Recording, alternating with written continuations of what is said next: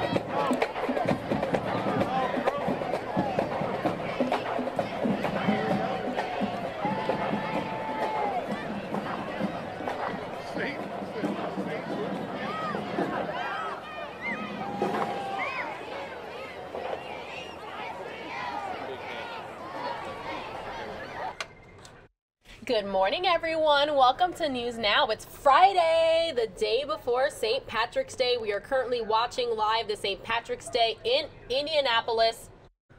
Extra starts in less than an hour. If anything breaks, we'll bring it to you here live on Fox News Now, part of fox10phoenix.com. Please do us a favor, share our stream so your friends, your family members, your coworkers, your neighbors, everybody can all watch together and we can talk about today's news.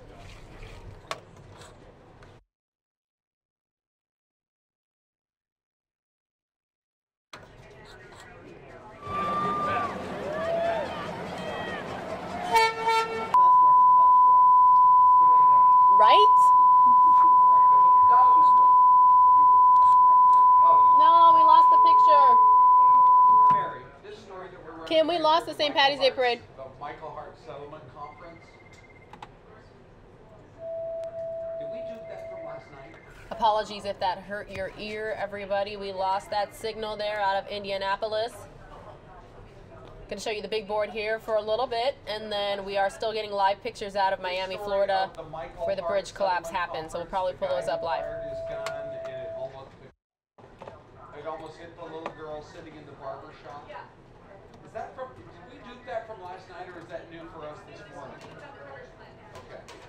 Because all we're showing is his mugshot. We have video from when we first ran the story of the little girl as the bullets are flying around her. And yeah,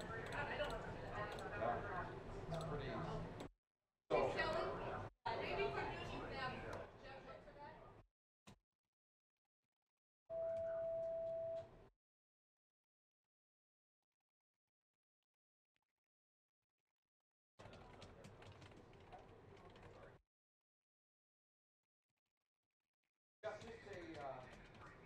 Celeste, just a heartbreaking story. We've all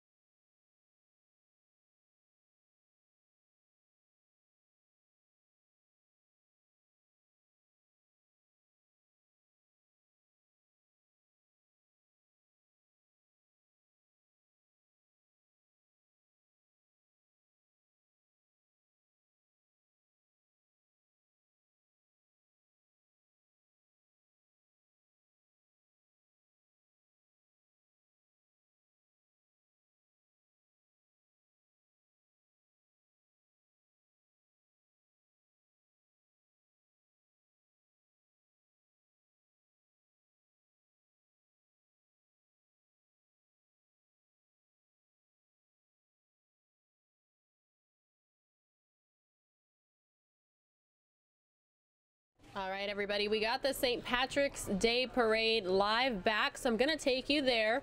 We will have plenty of coverage today on the bridge collapse in Miami, Florida, so we got you covered there. But right now, let's start the day on a lighter, happier note. What do you say? All right, Snickers back. Who's got the Snickers? Oh, Snickers. Just one Snicker. Where is it? I don't have a Snicker. One Snickers. One Snickers. There it is. Snickers. Yeah, right there. Thank you. You're welcome.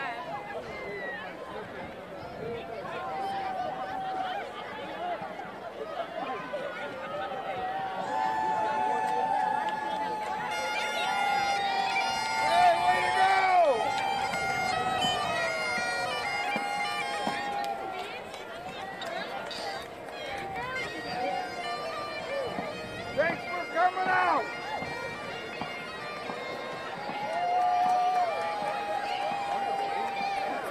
You only got 4 more miles. Catch up to my people.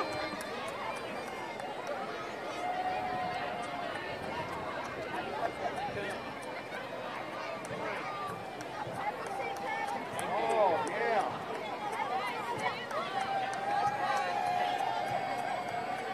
Hey, Joe Powder. All right.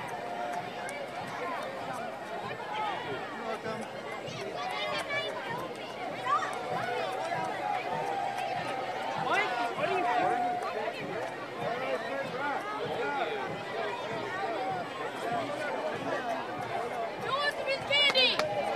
Way to come out. Let it fly. We'll fight over it.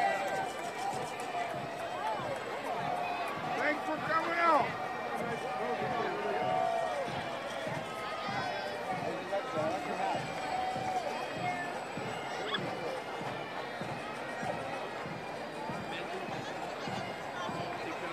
All right, Mila.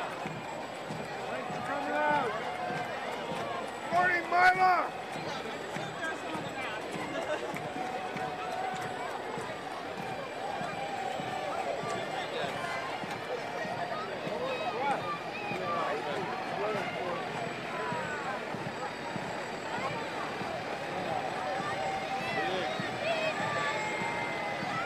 Hey, thanks for coming out.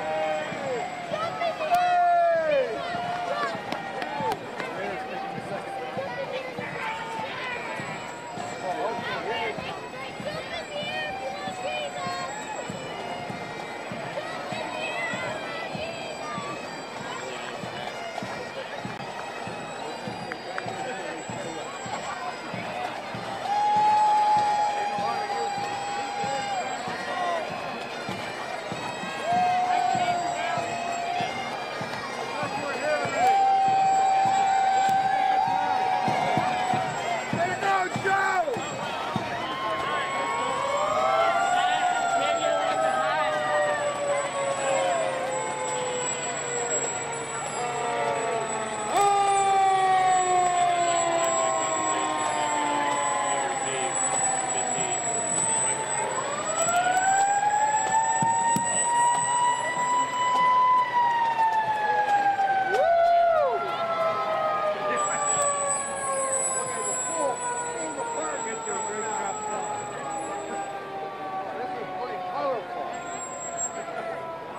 Strike 'em up!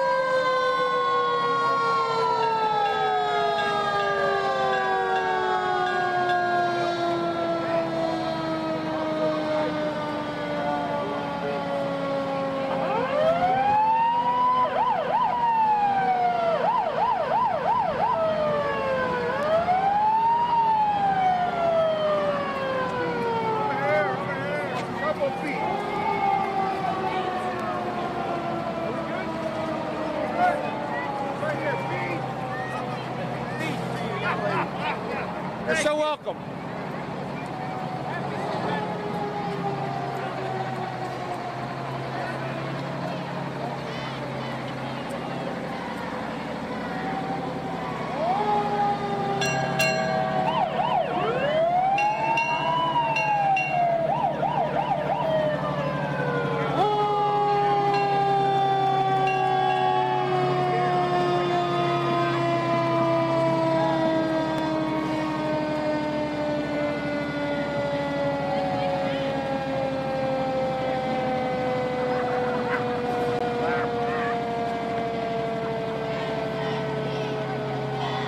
Just figured out these guys fight the fires in the new. That's fun.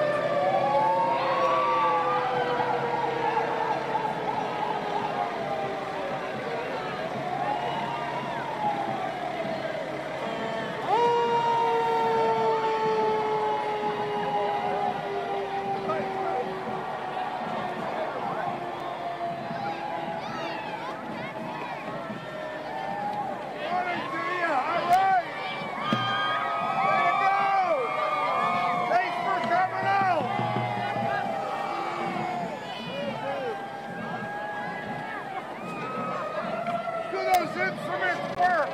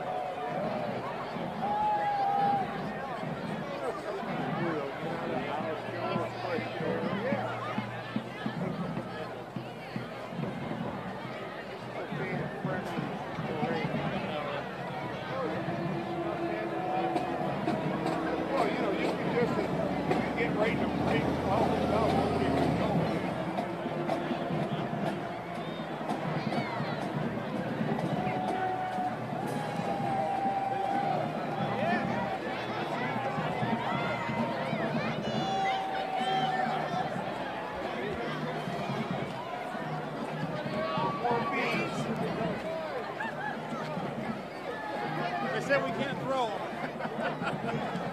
Bees, anybody?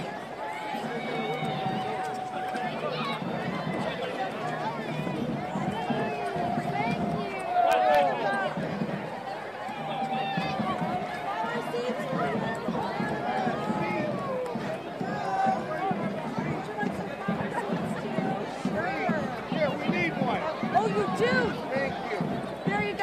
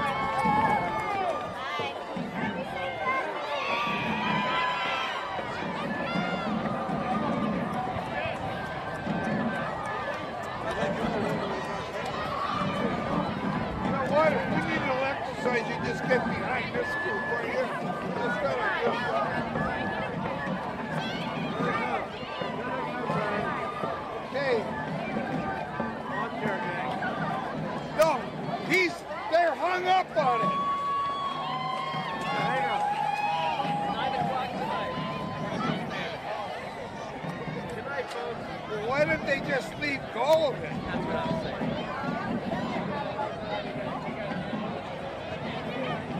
Just let it go free. Oh my goodness. Major stoppage in the parade. Hold the light down. Hold the light.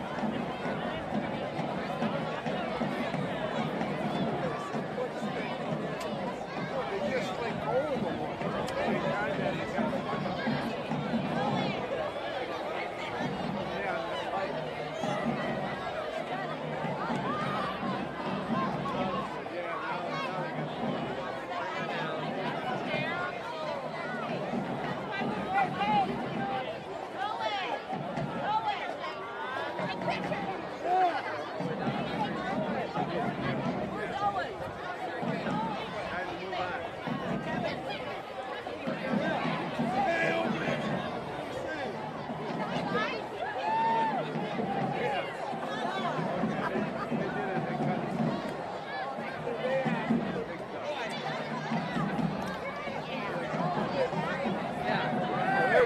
There's a block difference. We got another light up there. Like the one. They gotta drag it all the way down and go under it. You know, yeah. Why aren't we in charge, Harry? Morning, thanks for coming out. It's only 2 miles more.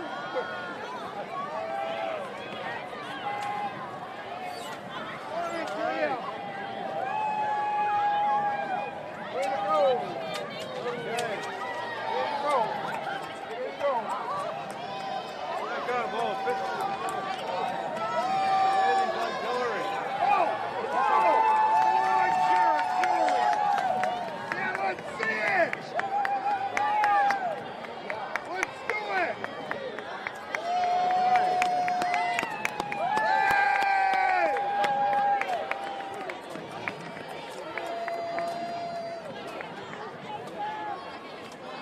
You need a newspaper. He's got one over there. Good job, guys. Okay, let's see your stuff. Thanks for coming. Hey, thanks for coming. All right. Take a break. Way to go. All right. Way to go, ladies. Get those umbrellas up. Shoulders back. All right.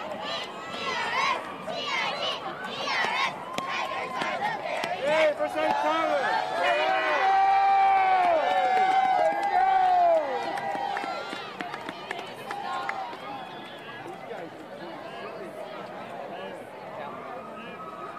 Morning to you.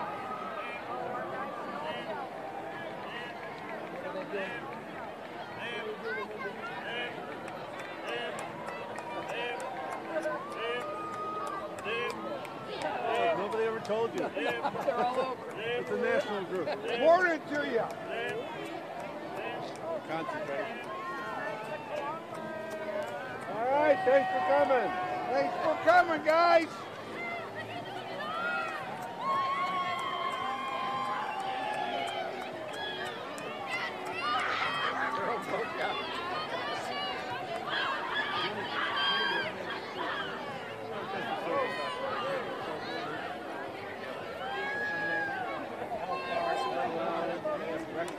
Way to go. Good to see you.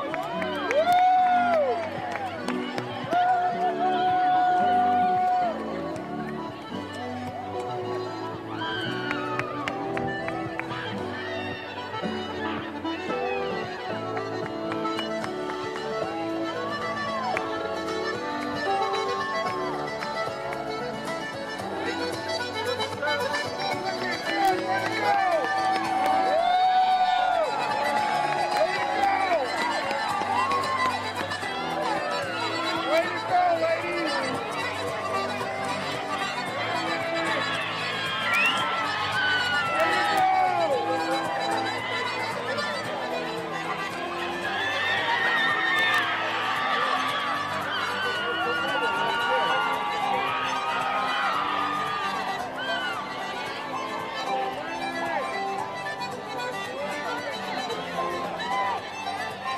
Way to go!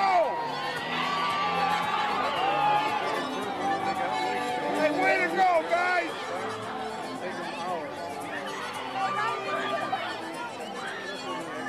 Hey, you're looking good! Way to go! Woo! Way to go!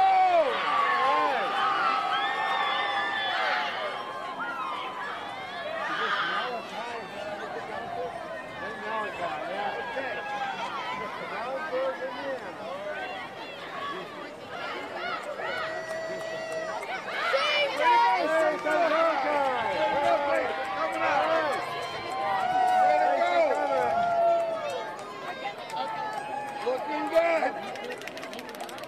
Like your hat.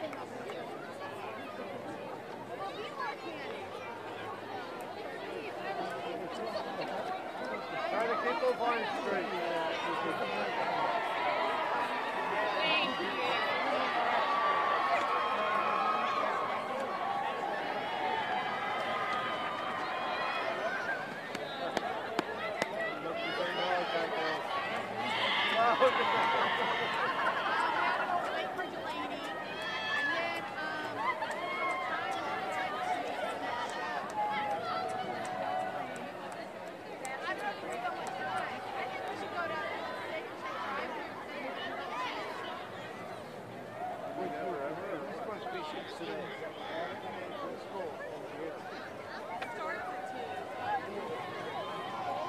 Oh, hooray! Unlimited data talk and text. Yeah.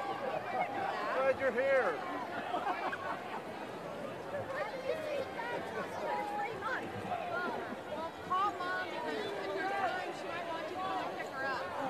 Way to go, guys. All right, TLC. Where's Jerry? Where's Jerry? Where's Jerry? We want Jerry. We want Jerry.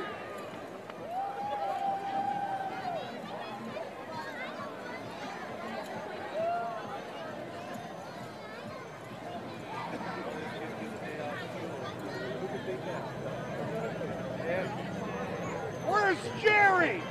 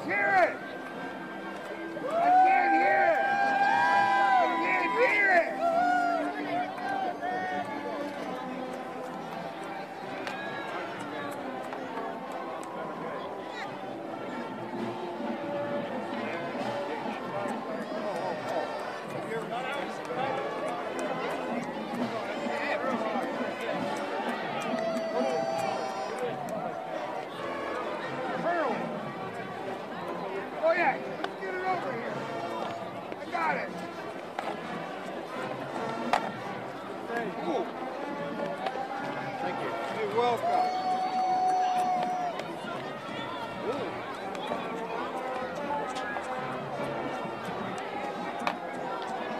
Oh!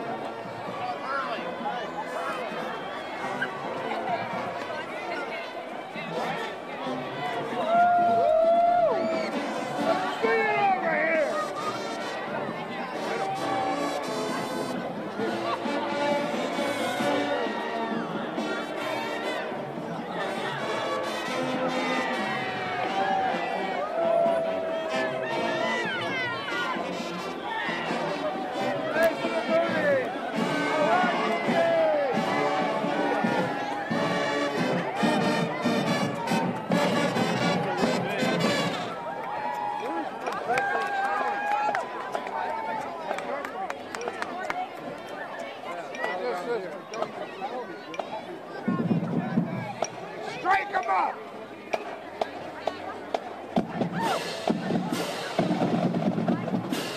Strike him up!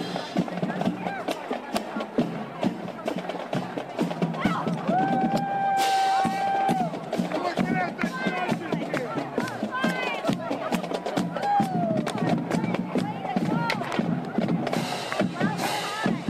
Strike him up! Right!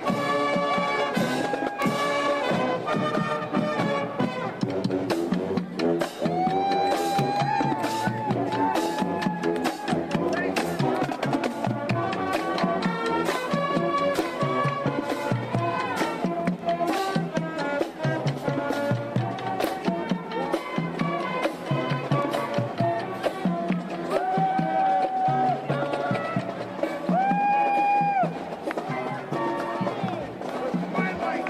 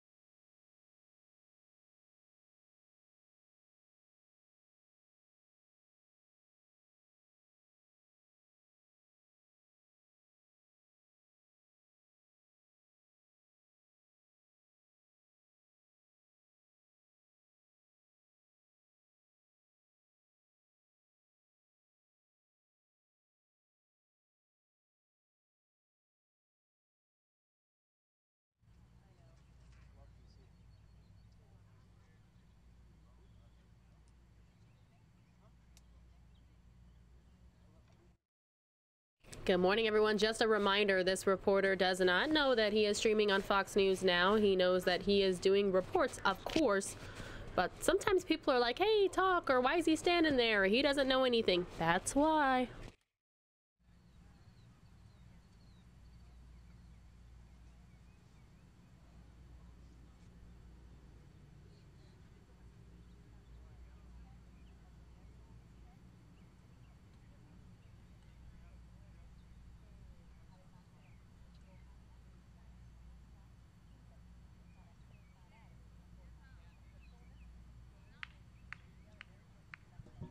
Yes, I do. Thank you. Is it going to be Charles? And do you have a soundbite?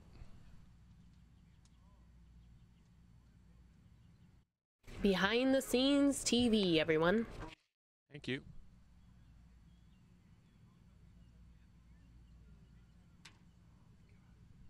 Hey, this is Harrigan. 1, 2, 3, 4, 5, 6, 7, 8, 9, 10.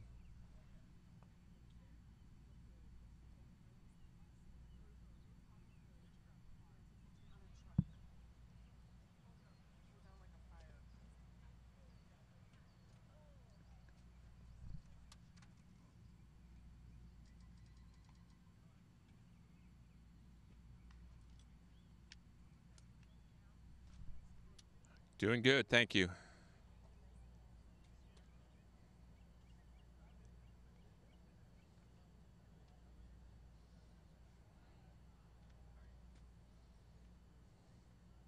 All right. Good deal.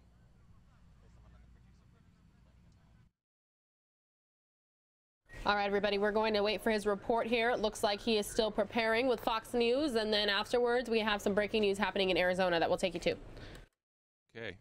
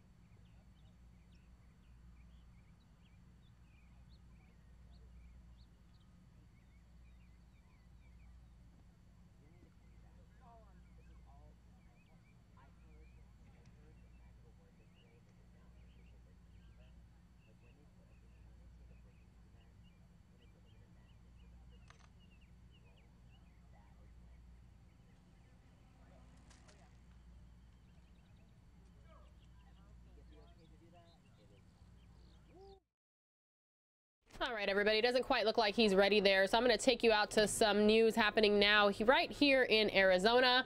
Just want to let you know, Phoenix Fire is now assisting 3 hikers on Camelback Mountain. The original hiker, an adult woman, has an isolated ankle injury. Technical rescue crews have made contact and will use a big wheel operation to get her off the mountain. The second patient is an adult man whose family reports he is passing out and is weak. Crews have also made contact with that hiker and will use the rescue helicopter to extract him from the mountain. Lastly, on the east side of Camelback, an off-duty Phoenix firefighter has encountered another adult man who has passed out a couple times. Technical rescue crews are assembling and making their way up the Cholla Trail. Phoenix Fire Department telling us that they will assist us, or they will give us more information when it becomes available. Just want to let you all know this is the live breaking news situation happening now in Camelback Mountain.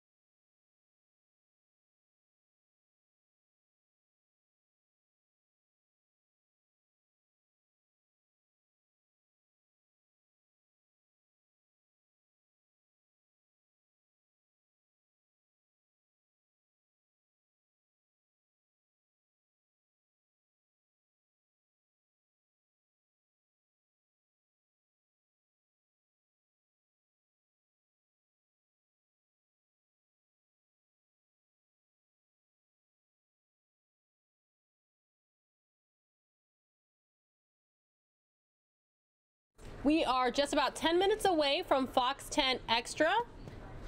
My name's Pilar Arias, and Ron Hoon will be here at the top of the hour to bring you all the day's latest news while we continue to watch the situation here on Camelback Mountain.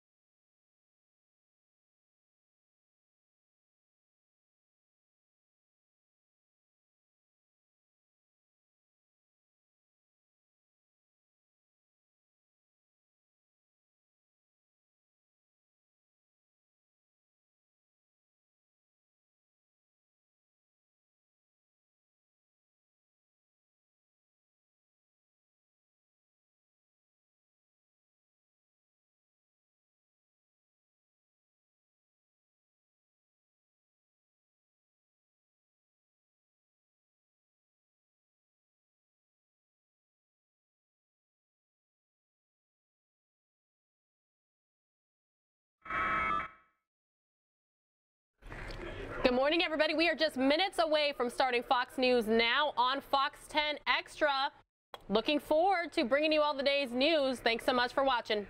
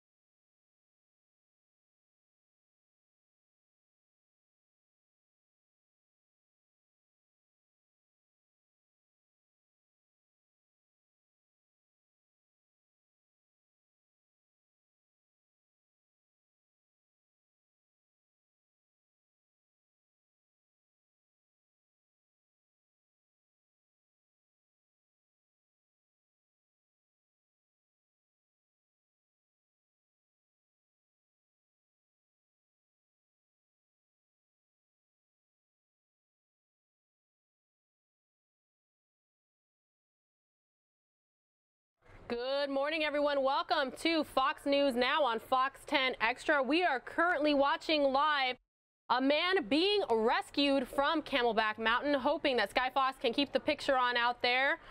We will go back out there as soon as we can. Pilar Arias here with you. Happy Friday, everybody. I hope you are having a great start to your day, a great end to the week.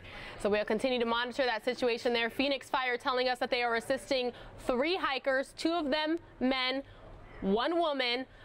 The woman, she only had a minor ankle injury. 1 man, his family was reporting he was passing in and out and was weak, and another one was a male hiker who had passed out a couple times. So Phoenix Fire crews definitely staying busy there. Ron just told me that Camelback Mountain sees 200,000 hikers a year, which actually seems kind of low to me when you think about it, especially all the wonderful weather days that we have here in Phoenix. You would imagine that we would have more. Ron's going to be joining me here any moment to be getting everybody up to speed with the day's top news and headlines. But meanwhile, we do have a live look there still at the bridge collapse scene there in Miami, Florida. Just want to let you all know they did hold a news conference earlier this morning. We are planning on airing it in its entirety a little bit later on here on Extra. But just want to let you all know, so far reports are that 6 people have died in this bridge collapse and 10 were injured.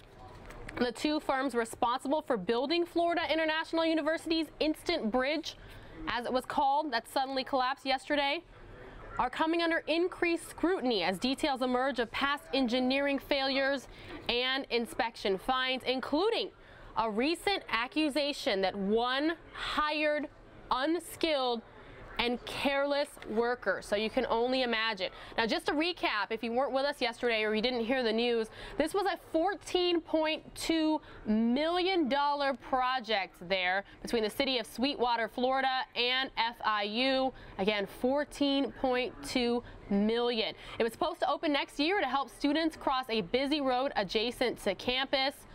Again, MCM Construction, which is a Miami-based contractor, and Fig Bridge Design, based in Tallahassee, both a part of this project and have worked on dozens of projects nationwide, ranging from military facilities to schools. So you can see there, they're calling it a recovery effort at this point. They are still, they do believe that they will still find additional victims there under the rubble. So just extremely sad news. 2 workers were on the 950-ton bridge when it pancaked on top of vehicles waiting at a stoplight. Again, this all unfolded yesterday there in Miami. Some history here. The Virginia Department of Labor cited Fig for 4 violations in 2012 after a 90-ton slab of concrete fell from a bridge it was building near Norfolk. That is according to a paper out there. I'm going to show you exactly what it looked like this morning. Switch from the live scene.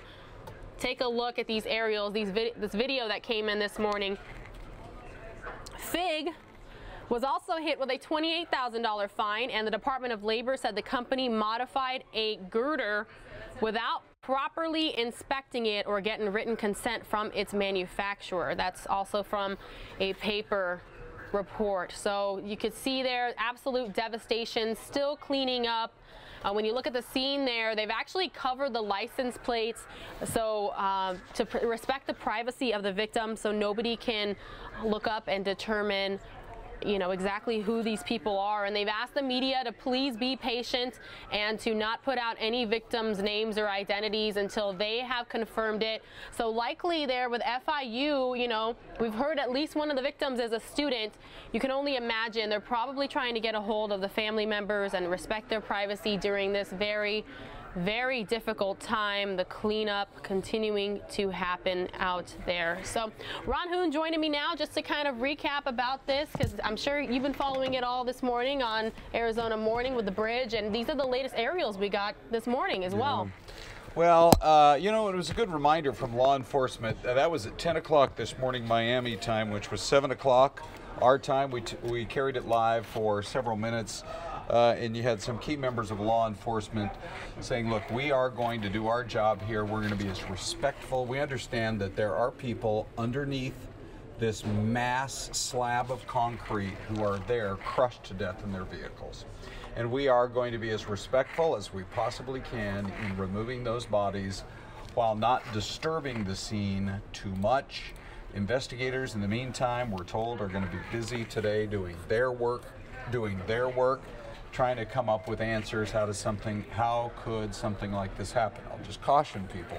There's this early report. Senator Marco Rubio put it out over Twitter that the cables had loosened and that they were running some tests on them. So often in the first day or two, there are just all kinds of reports that are out there. We will eventually get the answer as to what happened here. But right now, it's just too early to know. You've got that canal, and then you've got the huge parking structure, and then just to the angle we're looking to your left, hard to the left would be due north. And there's a neighborhood there that they wanted to be able to access, I believe, primarily because a lot of students live in that neighborhood, no doubt rent in that neighborhood. It's just a very convenient a spot to live in if you're going to be attending FIU, which is a huge campus just to the right of where this bridge is. So they've become more prominent in both academic and athletic circles in the last few years, as we spoke about. And, you know, it's really considered one of the premier college campuses in the state of Florida. But they're just dealing with heartbreak now. It is interesting that there was no school in session. It was a spring break. Not that there would have been anybody on the bridge anyway, because it was still under construction and actually not set to open to pedestrian traffic until early next year, early 2019. But yet, just the random nature of the moment that it fell, and frankly, considering that we know there are 6 dead and there may be more dead underneath, just the massive nature of what happened and how it just flattened those cars underneath, I'm quite certain that the people who were killed were probably dead within seconds. May not, since they were inside their vehicle, they may not have even known what hit them from above. And it's just a heartbreaking story. You've got so many families' lives forever altered here, and they're doing what they can to try to clean up the area, to try to investigate, and at the same time gain access. You know, Pilar, I take a look at that vehicle to the left, the one that's just partially underneath the bridge, and you think about the difference of 1 second between life and death. Yeah. It's just incredible. You have to presume that the person who was in that vehicle, because the cab is still intact, that person made it. But the person who was right in front of them, they didn't stand a chance. And can you imagine some of the survivor stories that might be coming out here in the next few days? Oh, for sure. Yeah.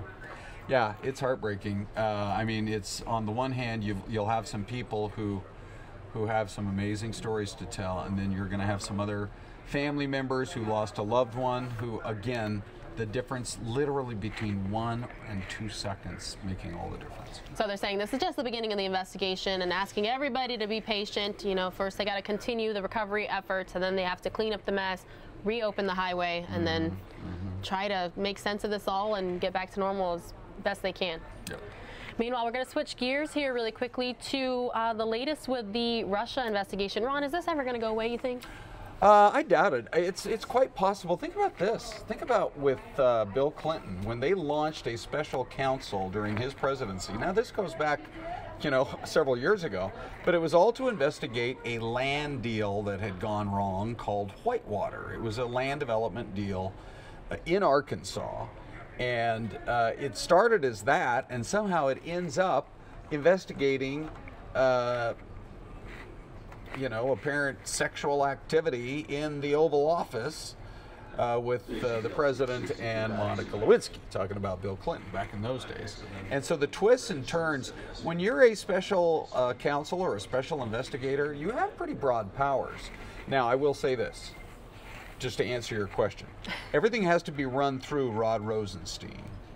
And so, you know, he continues to maintain this is not a fishing expedition. They are staying within the scope.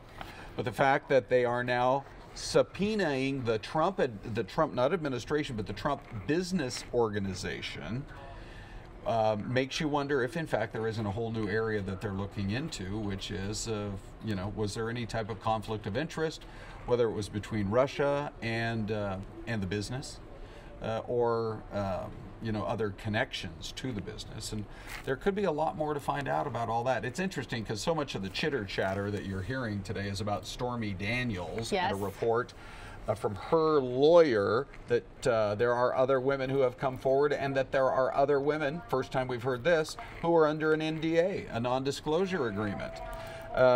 So, that's the story that grabs all the headlines. But even though the proceedings of a grand jury are supposed to be kept a top secret, stories leak every single day, and the story that's out there today is that and it was actually late in the day yesterday, is that they're digging into, for the first time, the Trump business. Right.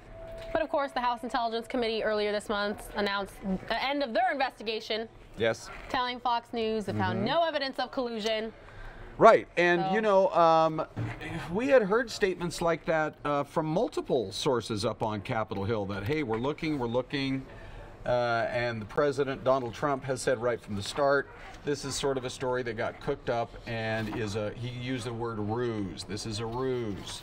The really interesting new angle to it today is the call for several pretty highly respected senators. Yes, all four are Republican, but they are, I believe, pretty highly respected on Capitol Hill, who are calling for a second special counsel, not to investigate the special counsel Robert Mueller, but to investigate the FBI's handling of the early phase of this administration, and was there deception involved in anyone's part at the FBI in trying to launch this investigation through the FISA courts without revealing everything they knew about the so-called Trump dossier put together by a British spy, or an ex-British spy, and funded by the Hillary Clinton campaign. So, I mean, that part's interesting too. Anytime you get spies involved, it's interesting, right? I mean, we all love a good spy story. So, don't be surprised in the end if a second special counsel is named. I think people are already a little tired of the first investigation, but this second investigation, it would be very interesting to see where it leads. All right, Ron, really quickly, I do want to let everybody know, because we lost our Skyfox pictures, we are continuing to monitor the situation at Camelback Mountain with the rescues there. Good. So when and if we have any updates, here's a live picture right here really quickly. We'll bring them to you. We have a Fox 10 photographer there on the scene. We're trying to get a live report, so we're working on it. We're definitely working on it. Crazy that we had 3 different rescues underway basically at the same time this morning on the mountain. I mean, it is a great way, especially if you're in visiting from out of town. I know I met a guy once, Pilar, who was up on the top of Camelback Mountain, and he had come up the Cholla Trail, which is the Scottsdale side. Yes. He was on top of the mountain, and he was going to go down the Echo Canyon side and do a round trip. Literally go up and down, and then from the Echo Canyon side, the Paradise Valley side, he was going to go all the way back up and come all the way back down. People love it. It is one of the most unique hikes you can do anywhere in America, because you're on this beautiful urban red rock mountain, and you're surrounded by millions of people on all sides, and you're actually, you know, when you're all the way up there at the top, you're looking down on the plains, taking off and landing at Sky Harbor. I mean, it's a pretty cool thing to do. I love the Camelback hike. In fact, I want to make sure I get it done this year before it gets too hot. But a great way also for people who, if they are not experienced, to maybe run into trouble, and that's exactly what we saw today. I got to get out there sometime soon. I'm a Mesa native. I've never hiked Camelback Mountain at all. Yeah. You know what's funny is it took me many years. I mean, I moved here over 30 years ago, and it was many years before I hiked it, but boy, the first time you do, you'll be hooked. All right, so we're going to go to a little bit lighter news out of Texas, Ron.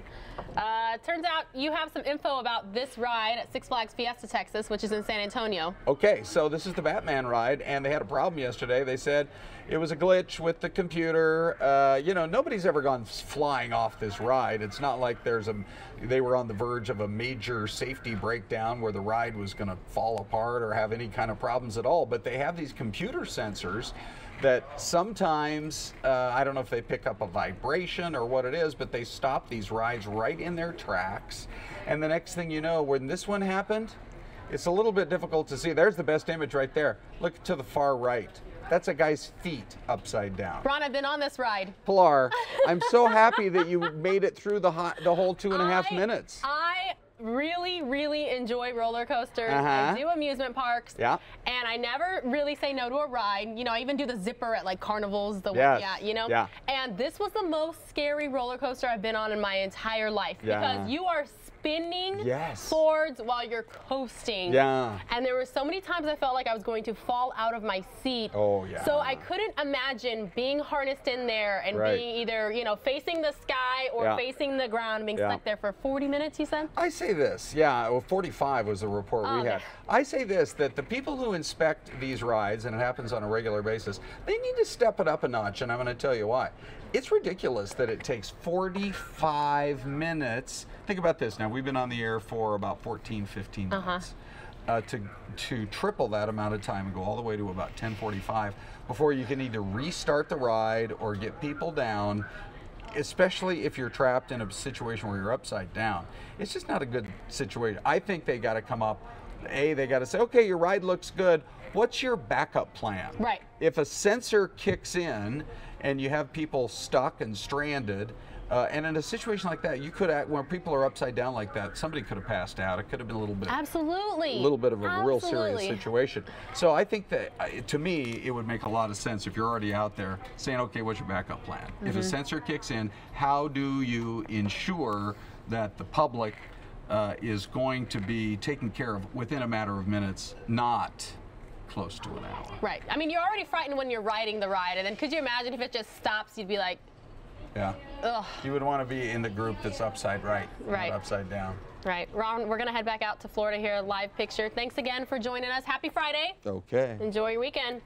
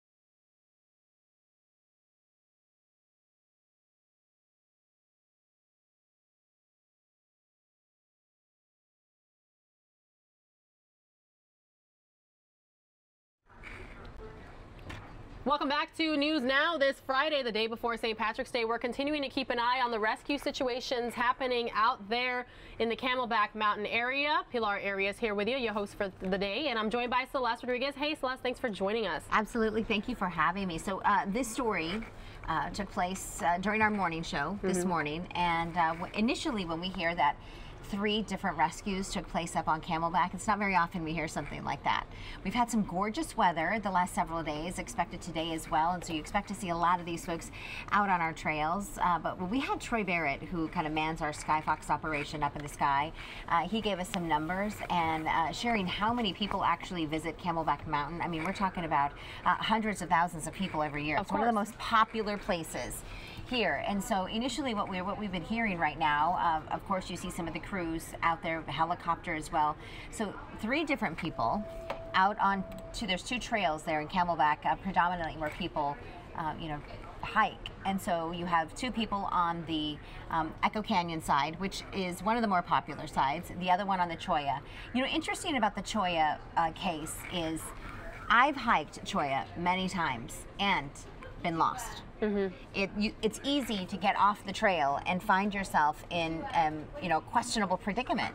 So you think about these people who are out there. So that man, we're hearing, potentially lost consciousness, right? Yes. Out in the Cholla Trail. That was a male. We don't know the age just yet. But then the other 2 were on the Echo Canyon side. And then what we're hearing is one of them also lost consciousness. A man in his 60s, I believe we shared earlier this morning. And then a woman who hurt her ankle. So you have these 3 people on the mountain and a number of crews. And, you know, a lot of these fire crews, they're trained in these types of situations to respond. But when you have 3 of them happening at one time, imagine the number of crews you need out there, the equipment they have, and of course you see the images that you're seeing right next to us right now with the chopper up. And so can you imagine the scene? Yeah. Before we went live, we were watching some of the images when Skyfox had just arrived gathering some information. And probably one of the fortunate things is that it's because it's so busy, you have so many people there on the trails to help. So we could see some of the other hikers who were surrounding some of these other people who were there and there to help and you know, to call 911 or talk them through the situation. And so right now you're looking at these images here of the helicopter up and some of these rescue situations. As Ron was pointing out today, or this is the time of year when we have so many visitors to the valley, to Arizona, and some of them, you know, they're like, oh, it's 60 degrees outside, it's so beautiful, it's so wonderful, and they go out there with like 1 water bottle. They're just not prepared. Right, they're not ready for it. And I think Camelback Mountain is one of those, it looks so beautiful. Obviously the shape of a camel, that's why we call it Camelback Mountain. A couple of different ways to hike it, Echo Canyon and Cholla. Echo Canyon being one of the more popular, but it can be a little bit deceiving. You know, there's a couple of areas where you have actual like poles that are drilled into the rocks that you have to hang on to while you're climbing. Wow. And so it's not easy. It looks like it, but in some portions, you're climbing over these boulders, and you have to be ready for it. And let's just say, I mean, sometimes if you just don't have enough water in your system, you don't feel dehydrated, but you're out there and the sun's coming down on you. We're called the Valley of the Sun for a reason, right? And then you find yourself, as 2 of these people did, 2 of these men, a little bit, you know, kind of not feeling yourself, and maybe you lose consciousness just a little bit. So at least for one of the men, we're hearing he was in his 60s. So, but you can see from this image right here, there's a lot of people on the trail to help them out. So fortunately, they're going to be checked out, and we're hearing at this point that they're going to be okay. It's a well-used trail. Lots of people are used to this sort of thing. They see somebody looking weak, need help, they call 911. So again, Phoenix Fire reporting a total of 3 hikers that they're assisting. 2 of them are men, and as Celeste just said, one of them in his 60s. Reports both of them kind of passing out and being weak, and then a woman who had an ankle injury. So, but still very serious when you're out there. You never know. So Celeste, definitely thanks for joining us and talking about it. So you've done the trail? Yes, I've done the trail, hiked both sides many times. But you know, when you see there's actually a lot of crew members, police officers, fire crews that hike this mountain as a workout. It's not easy. They also do a lot of tactical work here on the mountain, where they actually drill in some of their, you know, technical gear into the rocks, and they kind of do stuff like that here and at Papago Mountain, which is not that far away either. But it's not easy, and it could take a good hour, hour and a half to get all the way to the top. And a lot of people do it as kind of a morning workout on a typical day, you know, and then maybe an hour to get back down. But you have to be really careful.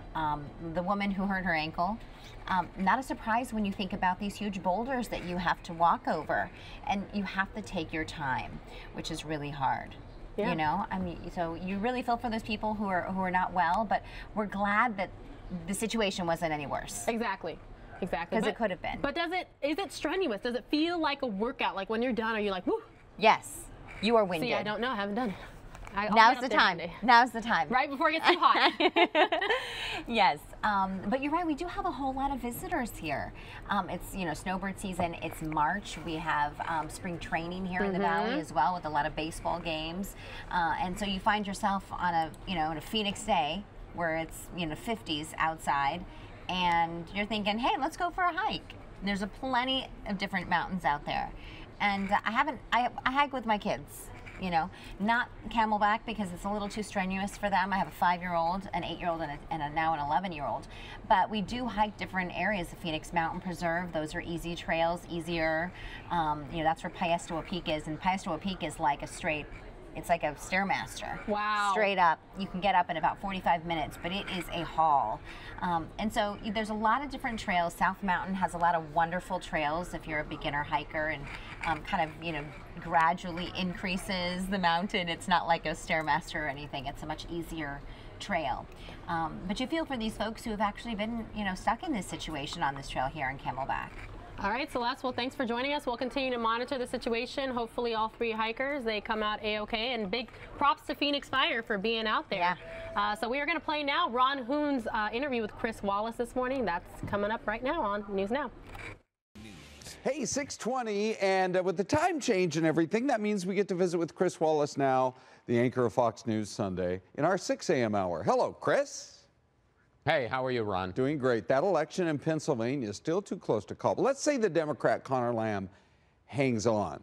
I'm trying to figure out if it really is good news for Democrats. I mean, he basically ran against Nancy Pelosi, said he'd work with President Trump. It's almost like he ran against the Democratic power base in order to win. It's a very good news for the Democrats. Look, they understand that there are liberal districts where people are going to run as liberals, and there are more conservative districts where Democrats may have to run as Republican lights, but it's still a vote. And in the end, that decides who's going to be the speaker, who's going to be the committee chair.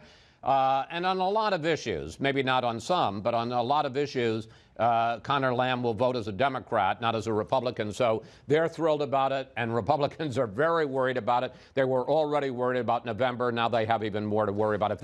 If a district this red, and remember, it went for Donald Trump by 20 points, goes for a Democrat, even a moderate Democrat, Republicans are very worried. Yeah. Well, there's an interesting piece by Newt Gingrich on the FoxNews.com website this morning saying it is definitely time for a wake-up call. I'm sure you're going to get into it this weekend on your show. I am interested, though, in what the polls said leading up to it and how the vote went. Because the last poll that came out said that Conor Lamb probably was going to win comfortably, maybe 5 or 6 percentage points. Instead, we still don't actually know how it came out.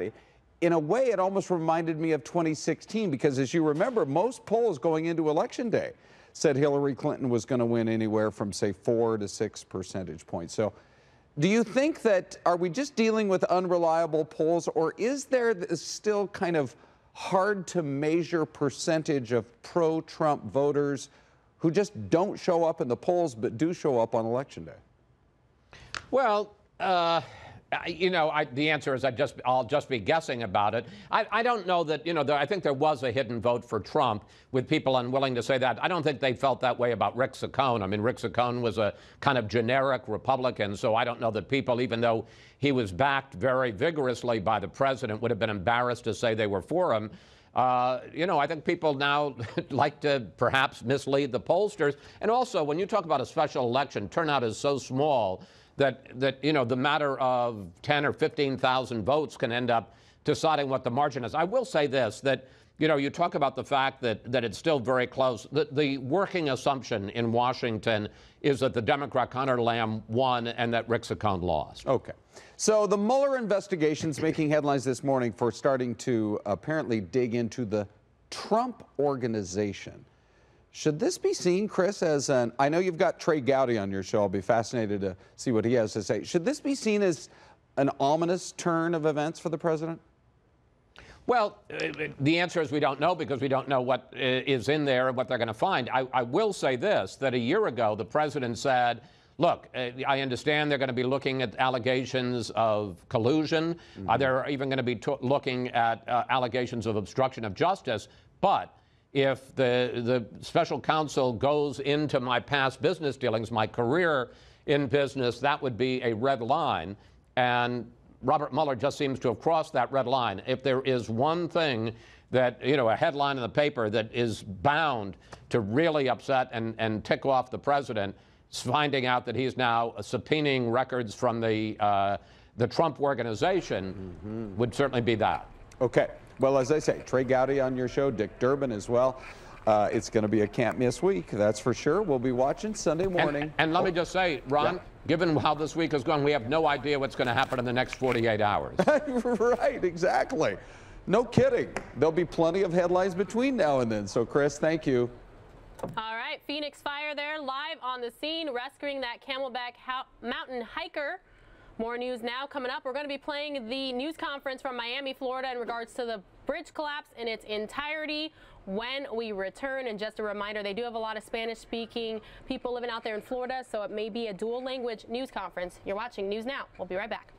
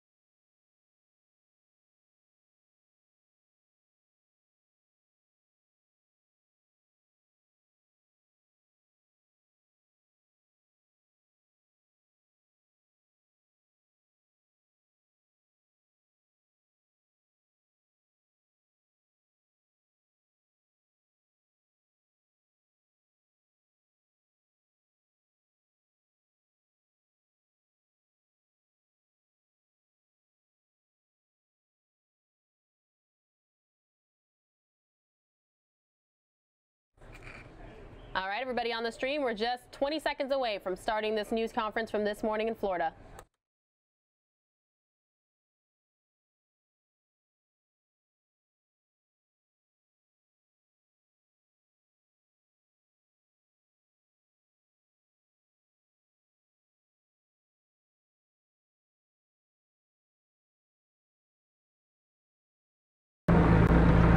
Good morning.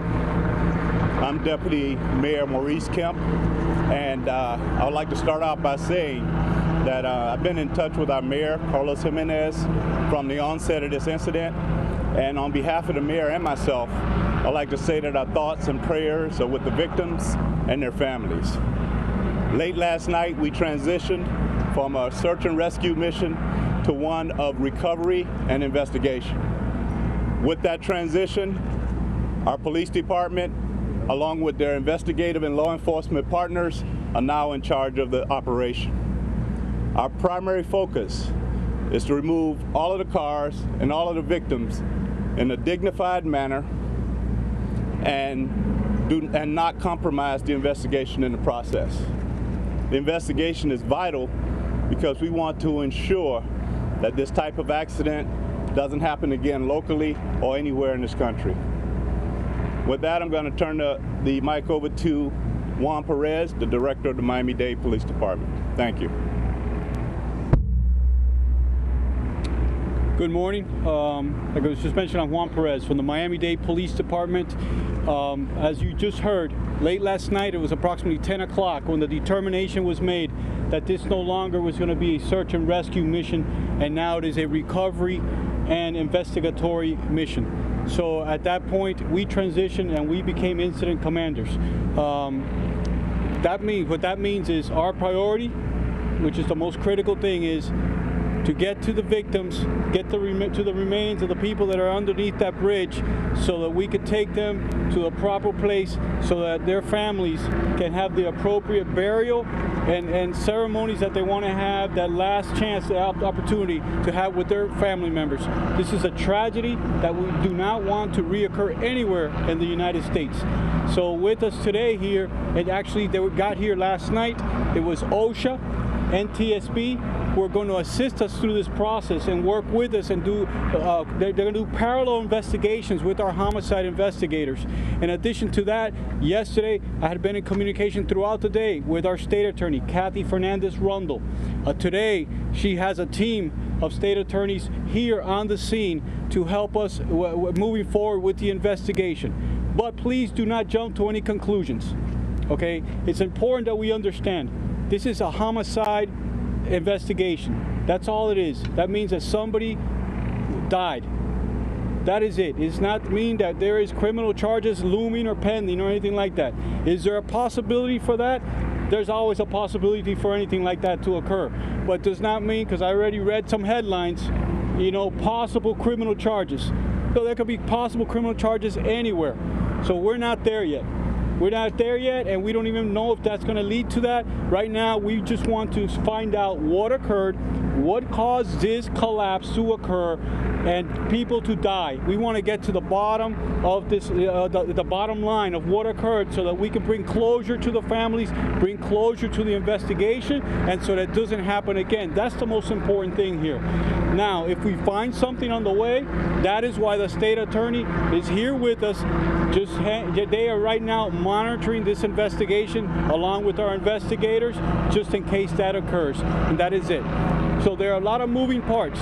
We mentioned yesterday about the reunification center with our victim advocates. The key thing here is to provide as much comfort and show as much compassion to our victims, which are also the family members that lost somebody. So we have here with us our police chaplains that have come out here to provide some of that support for those family members. That's why it's also key, and I keep reminding you to please, if you happen to find out names of victims, just because you guys are very good at what you do, please do not disclose that unless you know for a fact that we have notified next of kin that to confirm that their loved ones are the ones that are in those vehicles. We know that there's people missing. The family members know that they're missing. And what we can tell them is that we could assume that they're in there, but we cannot confirm identity of who's in there. So we're caught in a bad place right now. So the last thing we want to do is disclose names and all that, so that, you know, let us do that, because we're trying to navigate through some difficult times, you know, that is arisen because of this tragic event. This is a tragedy, and there's nothing that we can probably do to fill the gap that's been created in the souls of the family members and friends. So it's very difficult for us to do that. So this is obviously for the family members. I can only empathize, as all of us. So I ask you to please cooperate in that manner with us. Next up, I think I'm going to bring up Fire Department, Chief Downey, to say a couple of words. Good morning again, Dave Downey, Miami-Dade Fire Rescue. As you've heard, we're assisting now Miami-Dade Police in the recovery effort. We're working side by side with police and all the investigation agencies to try to bring closure to this incident. We're going to remain on scene until such time as we've removed every victim, and we'll continue to work. We exhausted last night all of our search and rescue capabilities in hopes of finding additional survivors.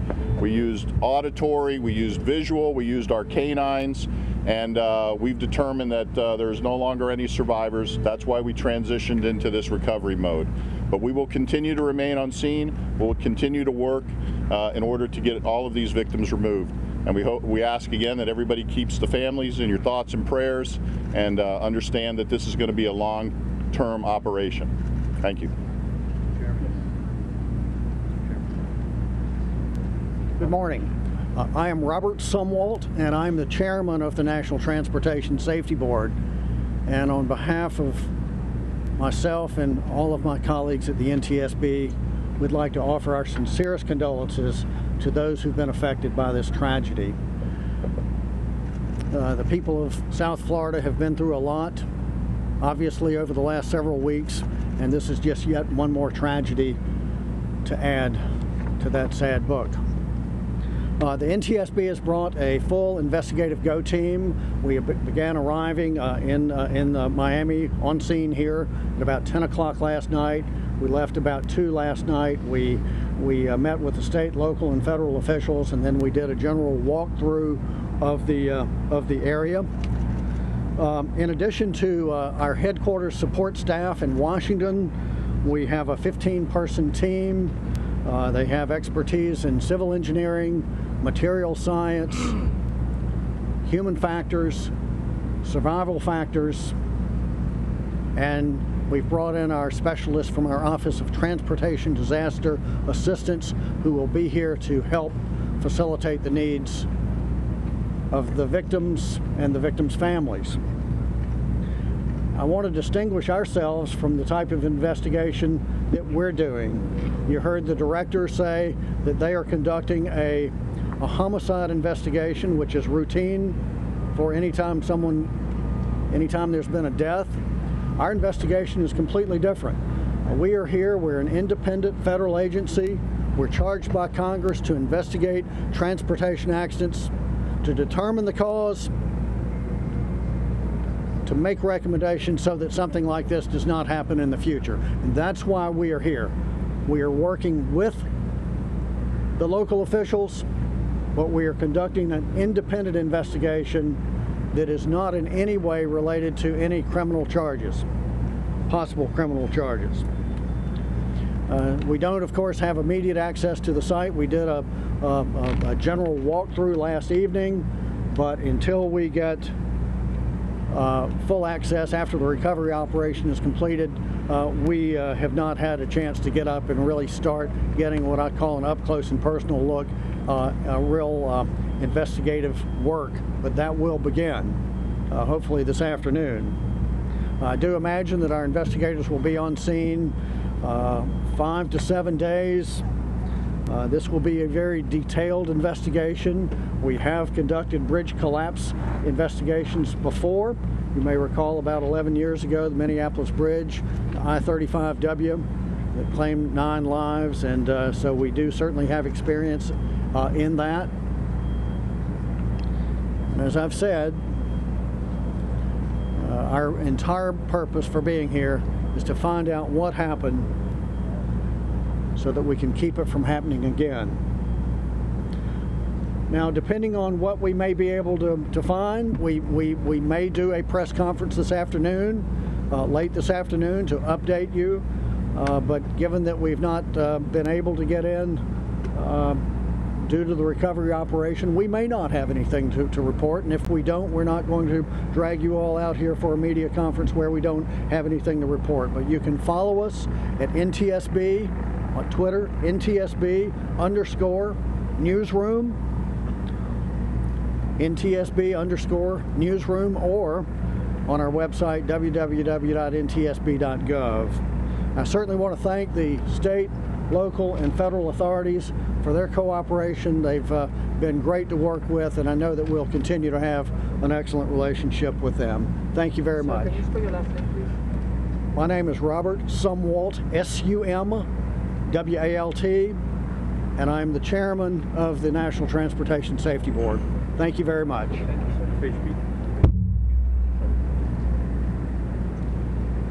Good morning. This continues to be a multi-agency effort that will take some time. We are advising that Southwest 8th Street will remain closed indefinitely between Southwest 107th Avenue and 117th Avenue. We have provided a traffic detour pattern. We are asking all motorists to please assist us in staying away from the area. Thank you.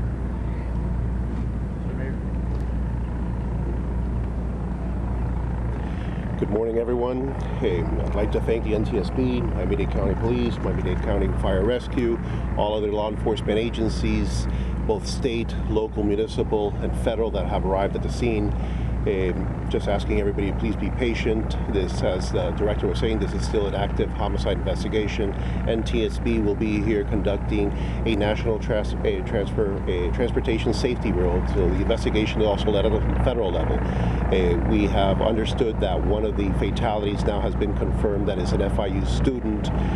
We are truly saddened to hear that. We have not yet been able to confirm whether the student is actually a City of Sweetwater resident, but we are truly saddened that it was a student also that has lost their life.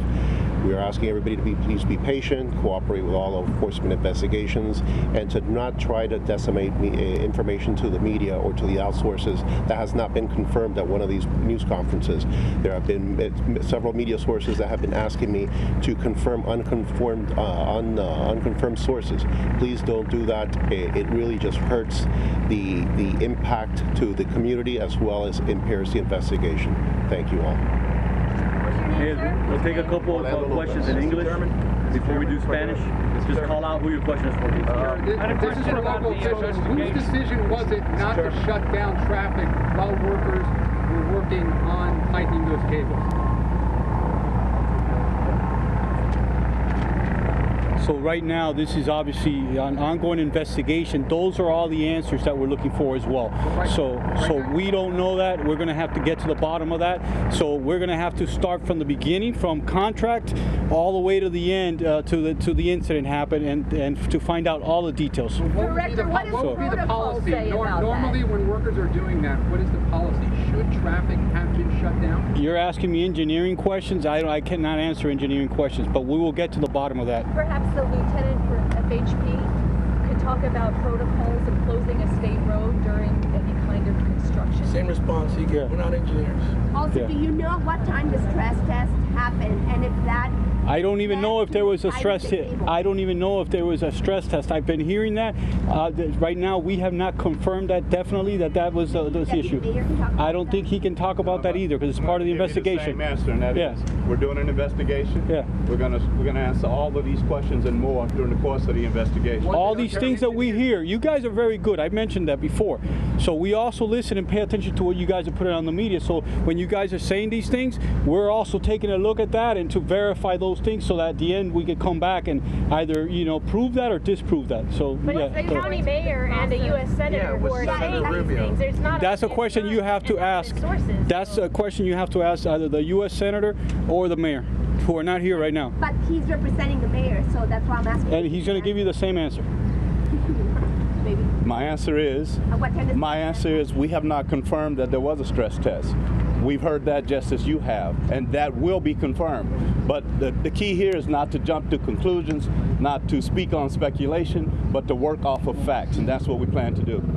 Deputy Mayor, has anyone seen the video out of the actual collapse? And if so, does that guide you to start pinpointing where to look at what breached first? We have seen the video, and our engineers have seen the video, and the National Transportation Safety Board will see the video if they haven't already. So that is going to be a key piece of information. But as I said, the key is to be deliberate and meticulous and to work off of facts, not speculation. So that's what we intend to do. We'll be right back. The bridge was allowed to go up and cars were allowed to go under without the central support beam. The question is, does the NTSB have any concerns that this bridge was allowed to go up without certain precautions being taken? And that is, I'm going to give you the same answer they've been giving you, is that that's part of our investigation. Our investigations are very comprehensive, they're thorough, and they take a while. But when we do it, we will have those answers. Have you seen the question? I'm not running this press. Those of you watching us on the stream, we are taking a live look at Tampa, Florida. Who would rather be on a beach? If this is your first time watching Fox News Now, part of fox10phoenix.com, welcome. We're so happy to have you. Please do us a favor and click that subscribe button. You'll be alerted anytime we go live with breaking news situations.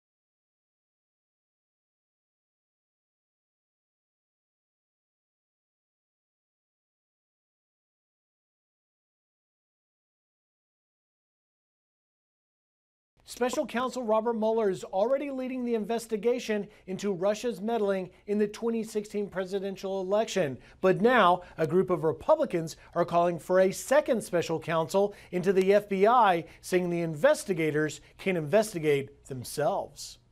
And the reason we want a special counsel is I think crimes may have been committed. 4 Republican senators are calling for the appointment of a second special counsel to investigate the Department of Justice in the FBI's handling of the Russia probe. In a letter to Attorney General Jeff Sessions and Deputy Attorney General Rod Rosenstein, the lawmakers argue a special counsel is needed to work with the Inspector General to independently gather facts and make prosecutorial decisions if merited. Because they cannot be counted on to investigate themselves. I mean, it's kind of common sense. If you do something wrong, you don't have the fox guarding the chicken house. The 4 senators, including Judiciary Committee Chairman Chuck Grassley of Iowa, South Carolina's Lindsey Graham, Texas's John Cornyn, and North Carolina's Tom Tillis, say they have confidence in the Inspector General but lacks the tools needed to gather all the facts for a thorough investigation. This, as the top Democrat on the House Intelligence Committee signals he may be losing some confidence in Special Counsel Mueller. The work is too important to leave undone. In particular, the American people need to know whether the Russians still have something they can hold over the president's head. The request comes as the Trump administration announces new sanctions on Russian individuals indicted by Mueller last month. White House Press Secretary Sarah Sanders dodging questions as to whether Russia is a friend or foe. They're going to have to decide whether or not they want to be a good actor or a bad actor. So far, the Attorney General has resisted demands to appoint a second special counsel. The Republicans added in their letter, if DOJ officials decline their request, they want a detailed explanation why. In Washington, Griff Jenkins, Fox News. Well, if you haven't heard, it might be a good time to get some deals on some toys, and that's because Toys R Us is going to close all of its U.S. stores and liquidate all assets.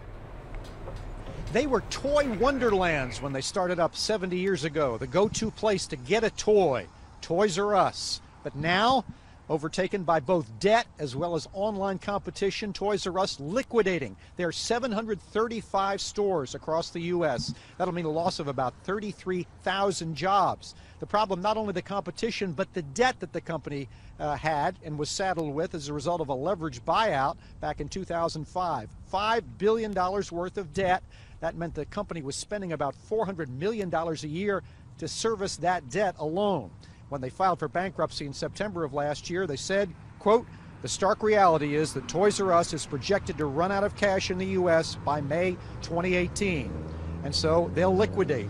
The irony is that Toys R Us is still a pretty big player in the toy marketplace. If you look at U.S. share of the toy marketplace, you see Walmart with the big player about 30% of share, Amazon about 16%, GameStop and Toys R Us both with 13%. But it was that debt that really did them in the end.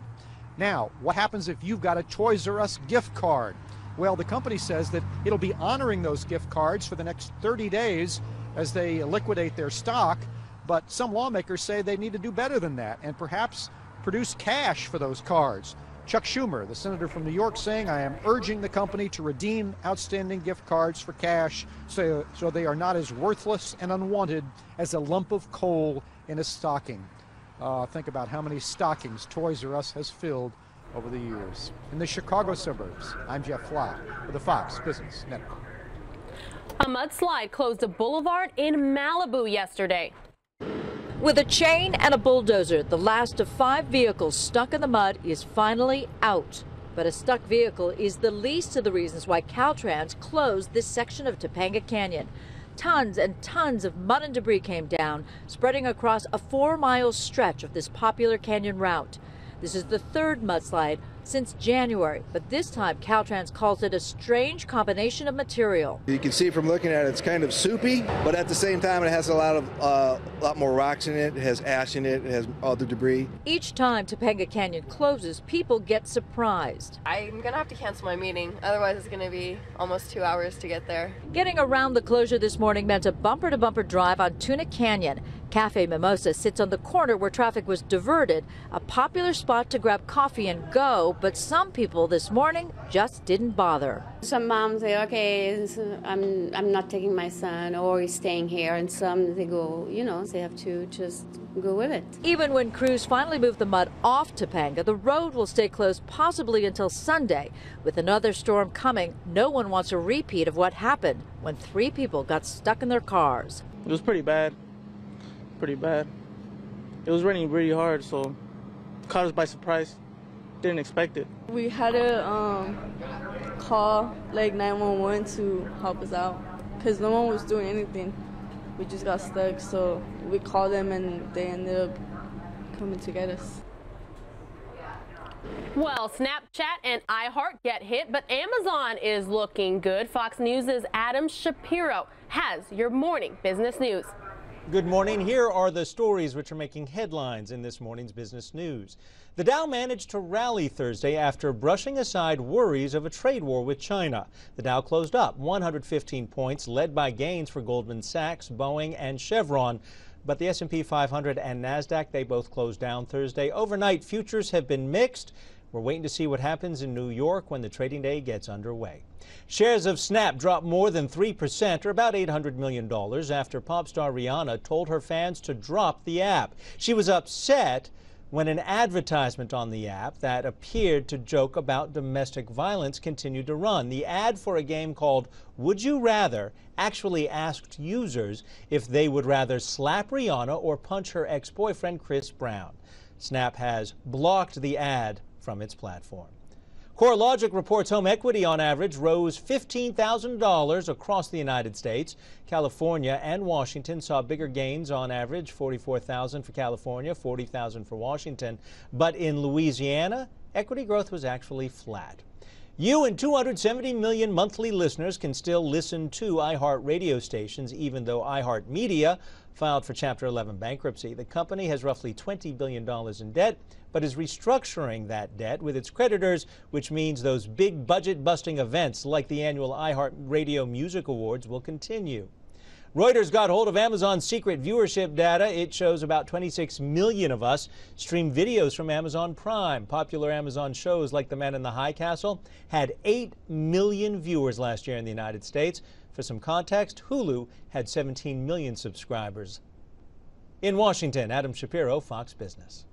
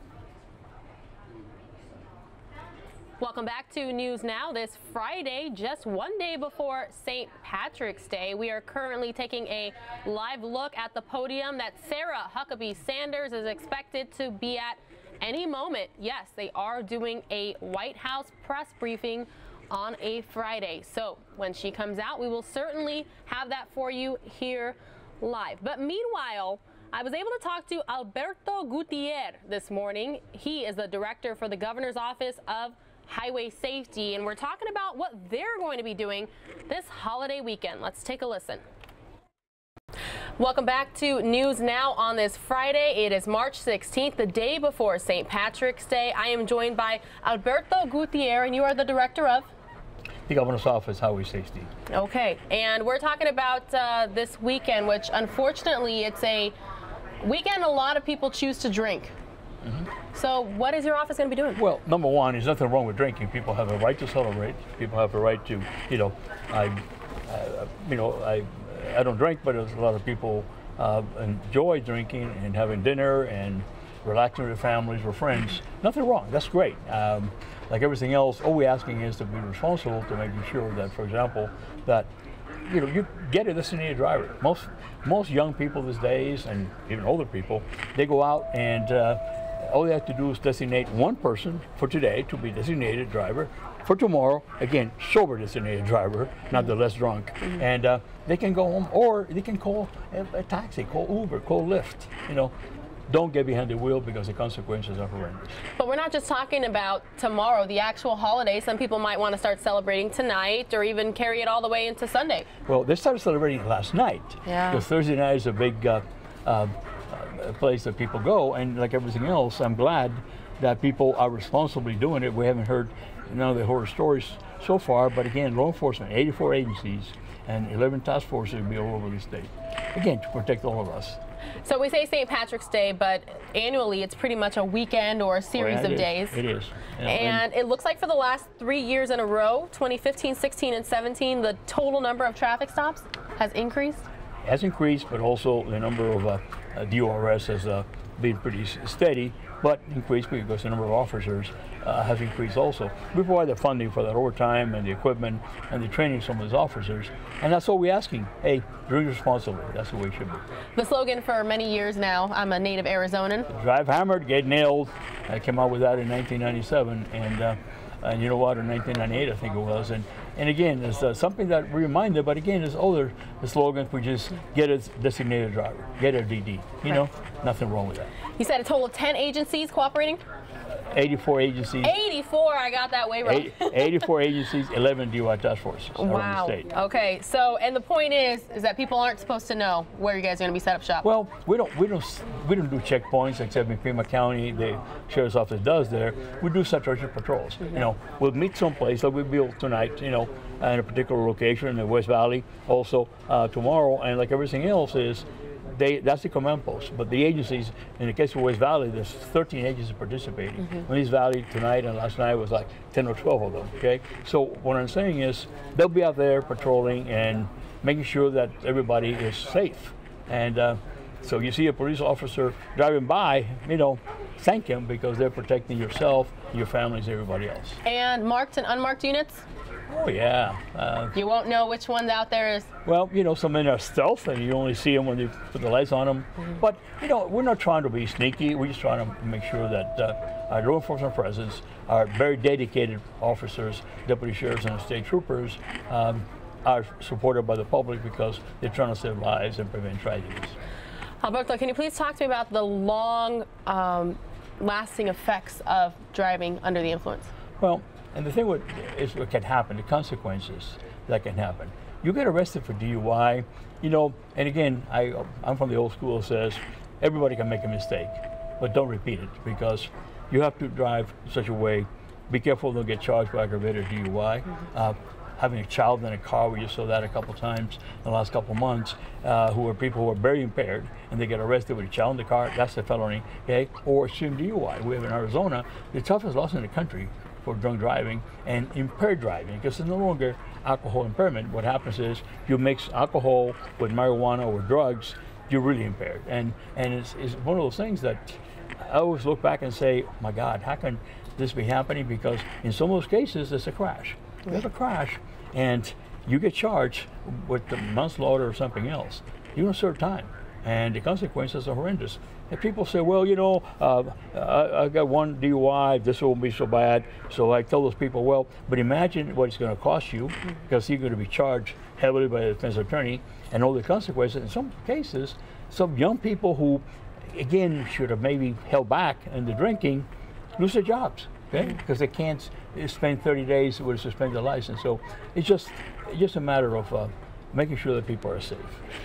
We have a lot of people who've just moved into the state. Are we still a zero tolerance state? You bet you we are. And more than anything else, we're trying the best we can to get that message to newcomers. We have spring training going. So there's a lot of people here from all the states, and hey, welcome, please. Keep going, and please spend money. We need your money also when you're here, but at the same time, you're going to see a lot of partying going on. Well, let's make sure that we somehow do it responsibly and in such a way that people can understand what the consequences are of being pulled over. You know, you don't want to be brought into a command post, you know, put in, we draw blood these days most of the time, plus the breath, but on the blood, you know, and people say, well, nobody's going to take blood from me. Well, we have a fantastic program that we created in Arizona, started here in Phoenix Police, and now over the last 5 years we're improving it, that we can get a search warrant for blood from a Superior Court judge or commissioner in less than 10 minutes.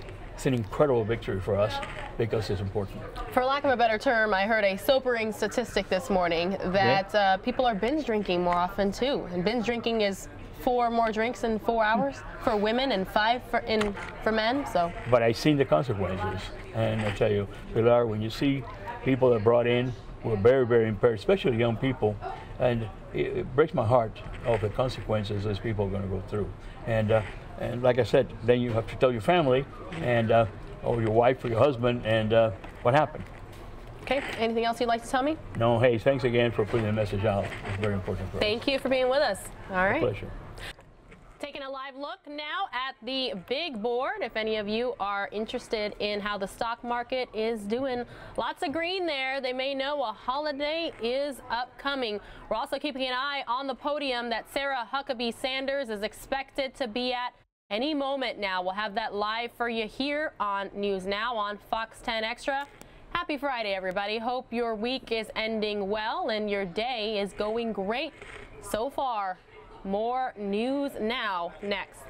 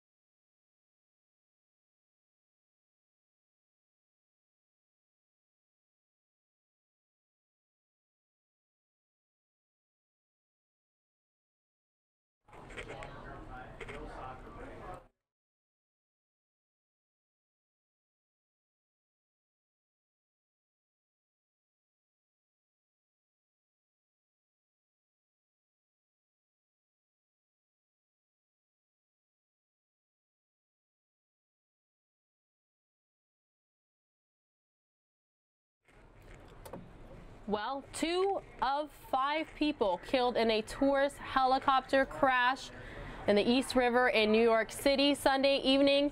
They had connections to Dallas, Texas. And this video that you're currently watching was of a procession this morning. Those on board the private Eurocopter AS-350 included tourists, a journalist, and a firefighter. The helicopter pilot, Richard Vance, was the only survivor. So this was a procession this morning in the Dallas area. During rush hour, no doubt, you see traffic tied up a little bit there as a result, but lots of people trying to pay their respects. Trevor Cadigan, a 26-year-old videographer, was among those killed in the helicopter crash. He was a former intern at WFAA TV in Dallas. He was also a son of longtime WFAA production manager Jerry Cadigan, the news station reported. They say that he graduated from Southern Methodist University, where he majored in journalism. He had recently moved to New York City to pursue a career with news website Business Insider, where he recently interned. People describe him as enthusiastic and an overachiever. A lot of sad people in Texas there after they learned the news of his death. And then 26-year-old Brian McDaniel was with the Dallas Fire and Rescue Department for nearly 2 years as an officer, the station said in a statement. McDaniel was on vacation in New York when he died in the crash. He was also a videographer on the side. That is according to the Dallas Morning News. A man who said he was McDaniel's best friend posted a tribute to the firefighter on Facebook, again saying he was a firefighter here in Dallas, making his living by helping as many people as he could each day. He was that kind of person, helping others before himself. The 12 years of our friendship doesn't end here, brother. McDaniel left behind his parents and an older brother. Again, everybody, a live look now, shifting from that procession in Dallas to the White House press briefing. Sarah Huckabee Sanders, about 12 minutes behind schedule here, but she should be out any moment now. We're going to play that for you live here on News Now. Let's stay in Texas for news where you can imagine people are still on edge following 3 bombings in the city that investigators say are linked. Austin, Texas, both capital and college town, both burgeoning metropolis and hippie haven, but 3 different neighborhoods are left shaken due to package bombs. 2 people are dead, others injured. Right, extremely shocking. I mean, even to know that it happened to someone we knew. Maria Esquivel's mother lives behind one of the attacked homes. The families have known each other for more than 50 years. Maria says Esperanza Herrera is still in the hospital in critical condition. They're just like the most innocent people that this could have happened to. My understanding is that Esperanza was a caretaker for her mother. I mean, how much more innocent could that be? And the mother is probably in her 90s. Neither Austin's police department nor the feds have yet to reveal any leads. The 3 homes hit are in vastly different neighborhoods, and aside from relatives of victims reportedly knowing each other, there's no connection yet. Meanwhile, people here are afraid. Even it's scary to go out at night in your own yard, because you'll never know what you can find. Obviously, we have dogs, but we're not even secure with that because a package could be thrown over here. A dog could open it. Police have responded to hundreds of calls about suspicious packages. None of them have turned out to be explosives, but police say they'd rather come check everyone out instead of someone taking one inside and getting hurt or worse. In Austin, Eben Brown, Fox News. You can imagine people, even if they're expecting packages, could still be like, I want to make sure I'm safe rather than sorry. Call the authorities, have them check it out. But definitely a community on edge there in Texas. You're watching News Now on Fox 10 Extra. Thanks for being with us. Happy Friday. Happy day before St. Patrick's Day. We have our stream online. Viewers like to tell us all the time where they're watching from. So if you'd like to join them, they are there, and they'd be more than happy to chat with you. Let's stay in Texas, meanwhile. The state facing a huge backlash after judges uphold the state's controversial Show Me Your Papers law. The immigration debate moves to Texas this week with a federal appeals court ruling in favor of a controversial new law aimed at sanctuary cities.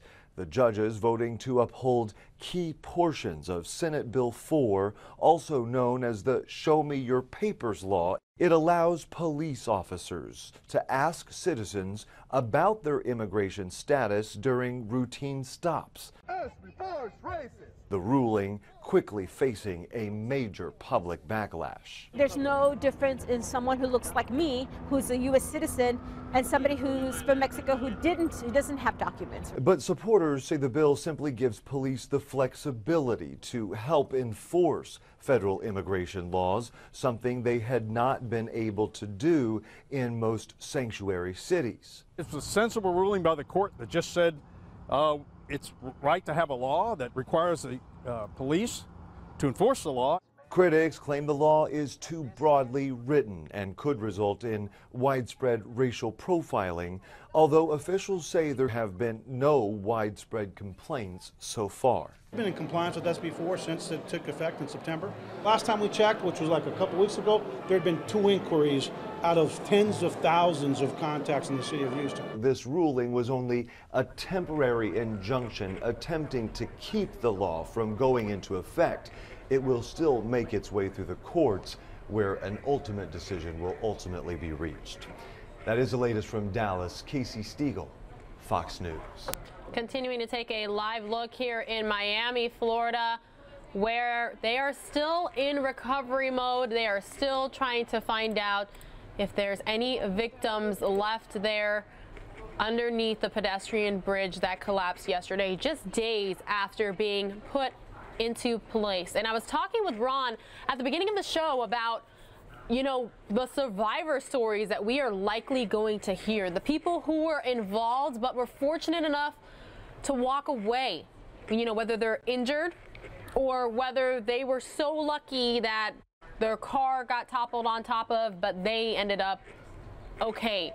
So you can only imagine here in the days to come the types of stories that we're about to hear. But meanwhile, while we wait, we're continuing to hear witnesses describe what they saw, what they heard, the moments that this was all happening. And as you can see, some even describing the scene that left cars crushed like sardine cans. Officials confirming just this morning, you heard that news conference in its entirety, that 6 people have died. Of those, 1 a Florida International University student. 10 others hospitalized. Fortunately, just 2 of those with critical injuries. And you hear this was such a tragic event, but when you really think about the grand scope of things, it could have been so much worse. Authorities saying more cars may still be trapped underneath the bridge. It was not immediately clear if any of the dead were trapped in cars stuck under the collapsed structure. They are still saying that they are working to identify the victims and to give us any additional information. It will come in the days to come for sure. Still unknown at this time exactly why the bridge collapsed. Miami-Dade Mayor Carlos Jimenez said employees were conducting a stress test on the unfinished and vulnerable bridge. But you heard there during the news conference that they weren't sure if that's even true, that they were following media reports as well and just weren't quite sure how all the pieces fit together. But here's Sarah Huckabee Sanders, so let's go to her live. Afternoon. Happy Friday. Let me start by addressing the Black Hawk helicopter crash in Iraq. At least from initial reporting, the crash does not appear to have been caused by enemy action. However, this incident is under investigation. This tragic crash reminds us that all our courageous men and women take extraordinary risks every single day in service of our country. American troops, alongside their coalition partners, continue their efforts to defeat ISIS in Iraq and Syria and to prevent its reemergence. As the President tweeted, our thoughts and prayers go out to the families and loved ones of the brave troops lost. Their sacrifice and service to our country will never be forgotten. Looking ahead to next week, the President will be traveling to New Hampshire on Monday.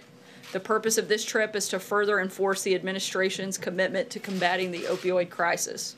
As the President said in his State of the Union address, this administration is committed to fighting the drug epidemic and helping get treatment for those in need, for those who have been hurt so terribly.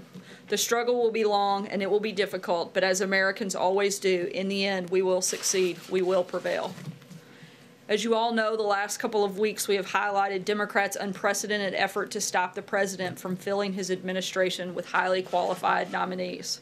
Today, we have a special guest with us to provide some additional details on that front. Mark Short, our Director of Legislative Affairs, will come up now to make a statement and take a few questions. Then I'll be back up after he's done to take your questions on other news of the day. Thanks. Mark. Thanks, sir. Hey, good afternoon. Since I know many of you are interested in White House personnel issues, we wanted to take a few minutes to discuss the historic obstruction that we have faced by Senator Schumer and Senate Democrats in confirming our nominees to enable us to fill out our White House. The Senate obviously has the constitutional responsibility for advice and consent. So what that looks like in real life is the President selects a nominee. They then undergo an entire FBI background check. They work with the Office of Government Ethics to deconflict financial issues. And that's a process that takes a good amount of time, a good amount of resources. Only then, after cleared through an FBI background check and the Office of Government Ethics, is a nominee submitted to the United States Senate. When they get to the Senate, they go through several additional evaluations, including meetings with staff, meetings with the members on both sides of the aisle. The nominee then undergoes a hearing, and the committee then votes on the nominee to get out of that committee. At that point, the nominee moves to the Senate floor for full confirmation. Traditionally, the Senate routinely confirms an administration's nominees once out of committee. It is there to respect the will of the American people in the election for an administration to fill out its roles under a new president. Instead, what Senator Schumer has done is to require cloture votes to essentially slow down the process and to obstruct. At this point, in the past 4 administrations combined, the last 4 administrations, the Senate had conducted 17 cloture votes combined. Cloture vote, in essence, being a filibuster on a nominee. 17 cloture votes in the last 4 administrations combined at this point. Today, the Senate has had 79 cloture votes in the first 14 months of our administration. 17 over the last 4 administrations versus 79 in the first 14 months of our administration. That is roughly 5 times the number of the last 4 administrations combined. Senator Schumer is essentially weaponizing a Senate procedure and demanding cloture votes on our nominees that he even eventually supports. 11 of the President's nominees have been approved without a single dissenting vote, yet still forced to go through 30 hours of debate to essentially slow down the Senate calendar simply for the purpose of obstruction. Even Senate Democrats have begun to call this out and to say it is getting to the point of ridiculous. At this rate, the United States Senate would take 11.5 years to confirm our nominees. 11.5 years to confirm our nominees. So let me give you one more example of the comparison historically. In the first entire term of the George H.W. Bush administration, his entire 4 years, he faced 1 cloture vote. In the entire 4 years of the Clinton administration, he faced 10 cloture votes. Under the George W. Bush administration, the entire first term, he faced 4 cloture votes. Barack Obama faced 17 in his first entire 4 years. We have faced 79 in our first 14 months. That adds up to 32 combined in the entire first 4 years of those administrations, relative to 79 in our first less than a year and a half. So let me give a couple more illustrations of specific individuals. Pat Pizzella is our nominee to be the Deputy Secretary of the Department of Labor. We still do not have a Deputy Secretary, a number 2 person at the Department of Labor. Pat Pizzella was nominated 269 days ago. He was reported out of committee in October. He was confirmed in the George W. Bush administration by a unanimous voice vote. So he's already been confirmed by a previous Congress without any dissension. And yet, 269 days later, we still do not have a Deputy Secretary at the Department of Labor. At the EPA, Deputy Administrator Andrew Wheeler. He was nominated 152 days ago. Scott Pruitt still to this day does not have a deputy, a number 2 serving at the EPA. He was reported out of committee in November. Yalim Poblete will be Assistant Secretary for Arms Control at the Department of State when confirmed. Obviously, arms control is an important issue for national security and particularly heightened in light of upcoming negotiations with North Korea. She was nominated 298 days ago and has been previously a staff director of the House Foreign Affairs Committee. Isabel Patalunas, nominated 270 days ago, reported out of committee in July, has been nominated to be Assistant Secretary of the Treasury for Intelligence and Analysis. This helps work with many of the sanctions that you have covered. So many of these positions, in fact, are national security positions. And lastly, Kevin McAleenan, to be Commissioner of the Customs and Border Patrol, was nominated 298 days ago. Obviously, it's been a priority of this administration to highlight the security threats we face at our southern border. Kevin, in taking that role, will be safeguarding our borders and helping to prevent terrorists and contraband from entering the United States. Yet Congress and the Senate continues to dither and not have a confirmation vote. We're pleased that he finally got through a cloture vote last week. We expect him to be confirmed on Monday night, but 298 days later, as the American people have been anxious to make sure that our borders being secured, we still don't have a head of Customs and Border Patrol.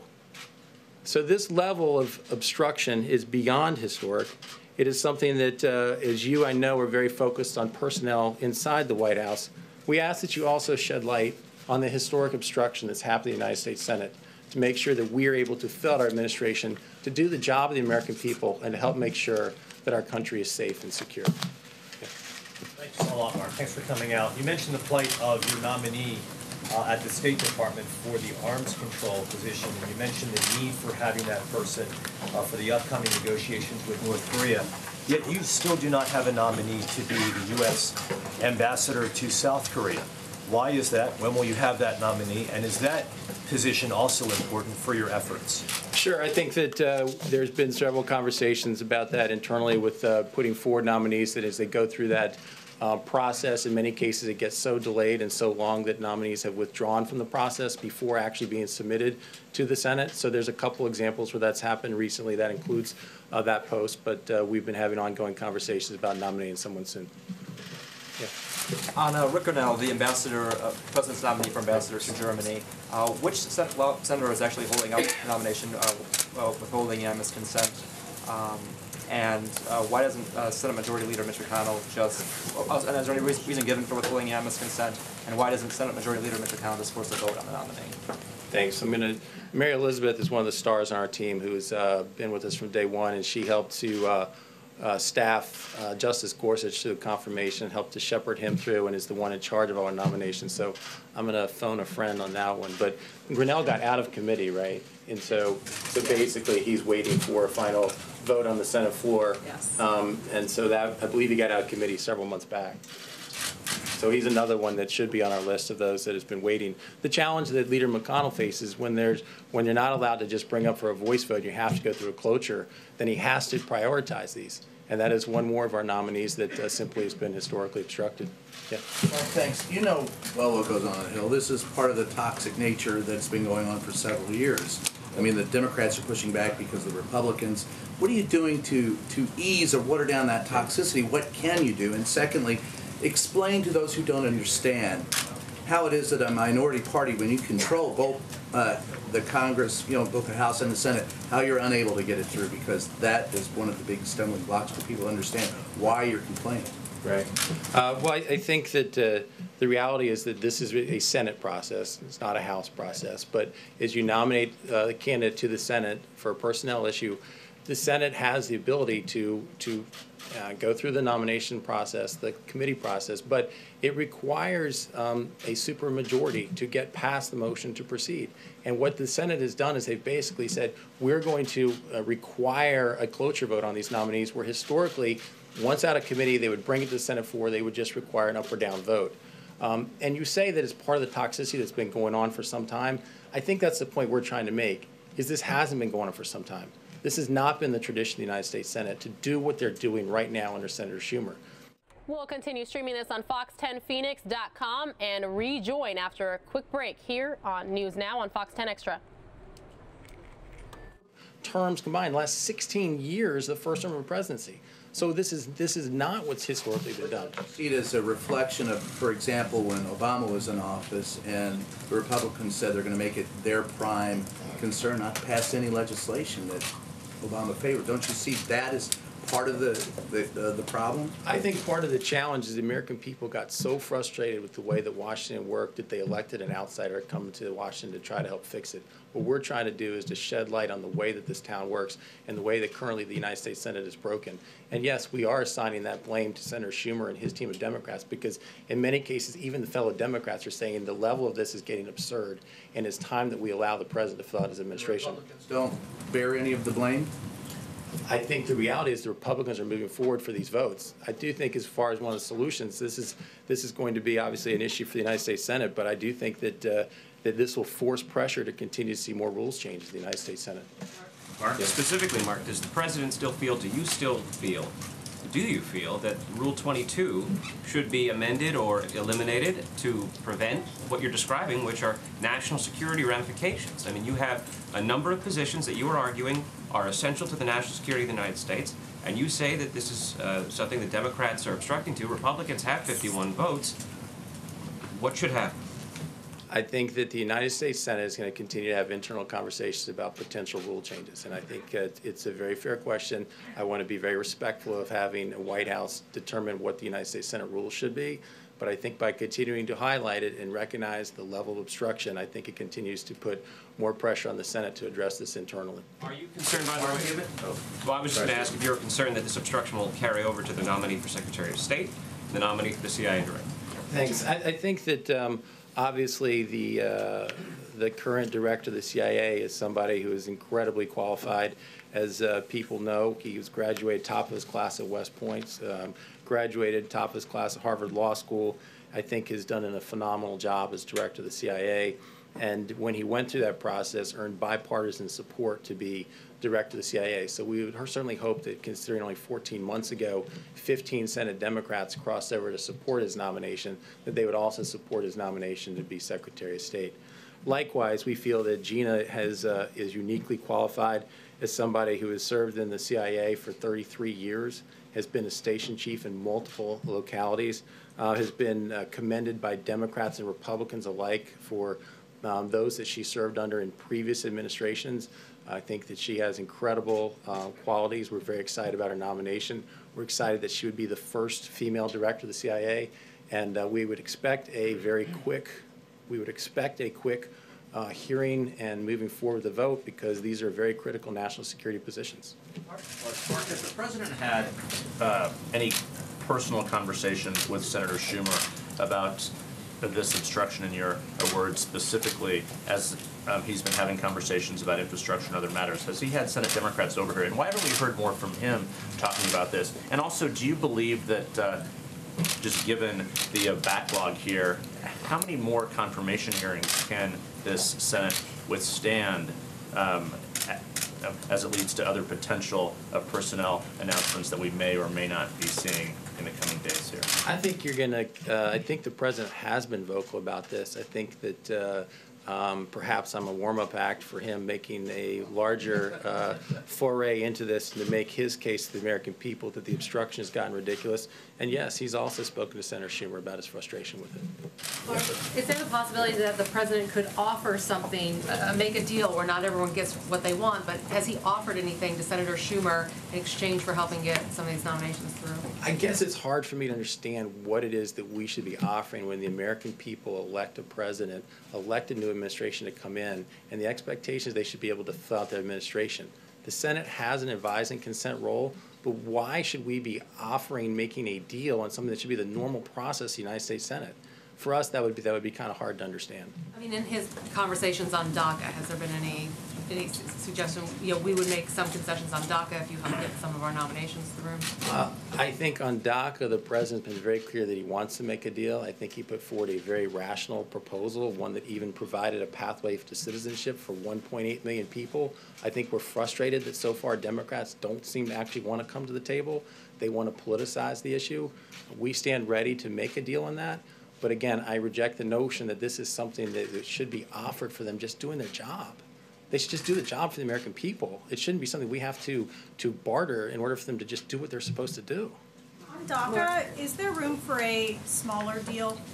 Are you working a smaller deal now? One that doesn't have all four pillars, but that might be part of the omnibus? As I said, the president has been very open to continue negotiations on this. He's anxious to get a deal. He believes that it's important to secure our border, but he also believes passionately that these are people who have been in our country working productively, and in order to get a DACA permit have been obeying the law. So he wants to protect them. We're anxious to find a way to get a deal. That's a yes. Please. Thanks. Just to be clear, Mark, do the challenges of getting personnel cleared through the U.S. Congress prevent the president from changing the makeup of his cabinet right now if he wanted to? No, I think I believe that the president always has the ability to make the changes that he wants, and I don't think that when he's ready to make a change, he'll do that. I'm not sure that he's worried about what that process is, but again, I think our challenge is our requirement is to put forward quality people. And if you look at Gina and Director Pompeo, they're incredibly qualified. We think they'll make enormous contributions to the administration and for the American people. And so we certainly hope the United States Senate will confirm them quickly. Mark, one follow-up. Thank you. Thanks for coming. Thank you, Mark. And because it's Friday and it's St. Patrick's Day weekend, I'm sure you all have very exciting plans. We'll take a few questions and then let everybody get out of here. Phil, go ahead. Yeah, Sarah, an attorney for the porn star known as Stormy Daniels said this morning in a television interview that she was physically threatened to stay silent about her affair with President Trump. I'm wondering if you've talked to the president about that, if he knows who might have threatened her, and more generally, if he has any concerns about women accusers being threatened in that way. Obviously, we take the safety and security of any person seriously. Certainly would condemn anyone threatening any individual, but I have no knowledge of that situation and would refer you to the president's outside personal attorneys. Did the president have anything to say about it? I haven't spoken with him about that specifically. Sarah, we're hearing a lot from staff behind the scenes saying they're on edge, people are worried, they don't know what's happening in terms of staffing, exits, firings. Has the president or the chief of staff made any kind of assurances to staffers today about what's to come? The chief of staff actually spoke to a number of staff this morning, reassuring them that there were personnel changes, no immediate personnel changes at this time, and that people shouldn't be concerned. We should do exactly what we do every day, and that's come to work and do the very best job that we can, and that's exactly what we're doing. That's exactly what we're focused on, and many of us have relayed that to other staffers that weren't part of that meeting, and we're going to continue to focus on having record success in this second year as we had in our first year, and we fully expect to do that, and we expect that to do that as a staff and as a team. Kevin? Thank you, Sarah. Life sentences for drug dealers as part of the effort to fight opioid abuse and distribution. I'm just curious about the president's plan with respect to that and his thoughts on that. I know that you don't want to get ahead of what he may be about to announce, but broadly speaking, is the ultimate penalty something that should be on the table when it comes to dealing with drug dealers and opioid abuse? I'm not going to get ahead, as you said, of any potential policy rollouts that we may or may not have here at the White House. I can tell you the president is headed to New Hampshire on Monday to reinforce the administration's commitment to combating the opioid crisis. This builds on some of the previous action that the administration has taken, and we're going to continue to look for ways that we can combat that crisis. But in terms of specifics on a rollout, I don't have that. What I can tell you are some of the things that we have done, particularly with the president's budget, where it included $10 billion for HHS to combat the opioid epidemic by preventing opioid abuse and helping those who are addicted get access to overdose, reversal drugs, treatment, and recovery support services. Also empowered Attorney General Jeff Sessions, and he has announced the establishment of a team to help federal enforcement disrupt online illicit opioid sales. The Department of Veterans Affairs became the first hospital system to release opioid prescribing rates, and President Trump also signed the Interdict Act, which authorizes the appropriation of $9 million to U.S. Customs and Border Protection to prevent, detect, and interdict the unlawful importation of fentanyl and other synthetic opioids. Those are some things and steps that the administration has taken in terms of additional things and policies that we may roll out. I'm not going to get ahead of any potential announcements that may or may not happen next week. Sharika? Thank you. Sarah, you took to Twitter last night to ensure the public that McMaster's job was safe. But has the president spoken directly to either McMaster, Carson, Shulkin to tell them that their jobs are in fact safe? Again, like I said last night, and I'll echo it again, I spoke directly to the president last night. He asked me to pass that message along to General McMaster. I know the two of them have been in meetings today. Whether or not that came up, I don't know. But again, our focus is not on a lot of the news stories that you guys would like us to be focused on, but we're actually focused on what the American people want us to do, and that's to come here and do our jobs. General McMaster is a dedicated public servant, and he is here not focused on the news stories that many of you are writing, but on some really big issues, things like North Korea, things like Russia, things like Iran. That's what he's doing, and that's what we're going to continue to be focused on every single day that we show up for work. Pointed out, there is an issue when you look at the number of people that you're hoping to confirm.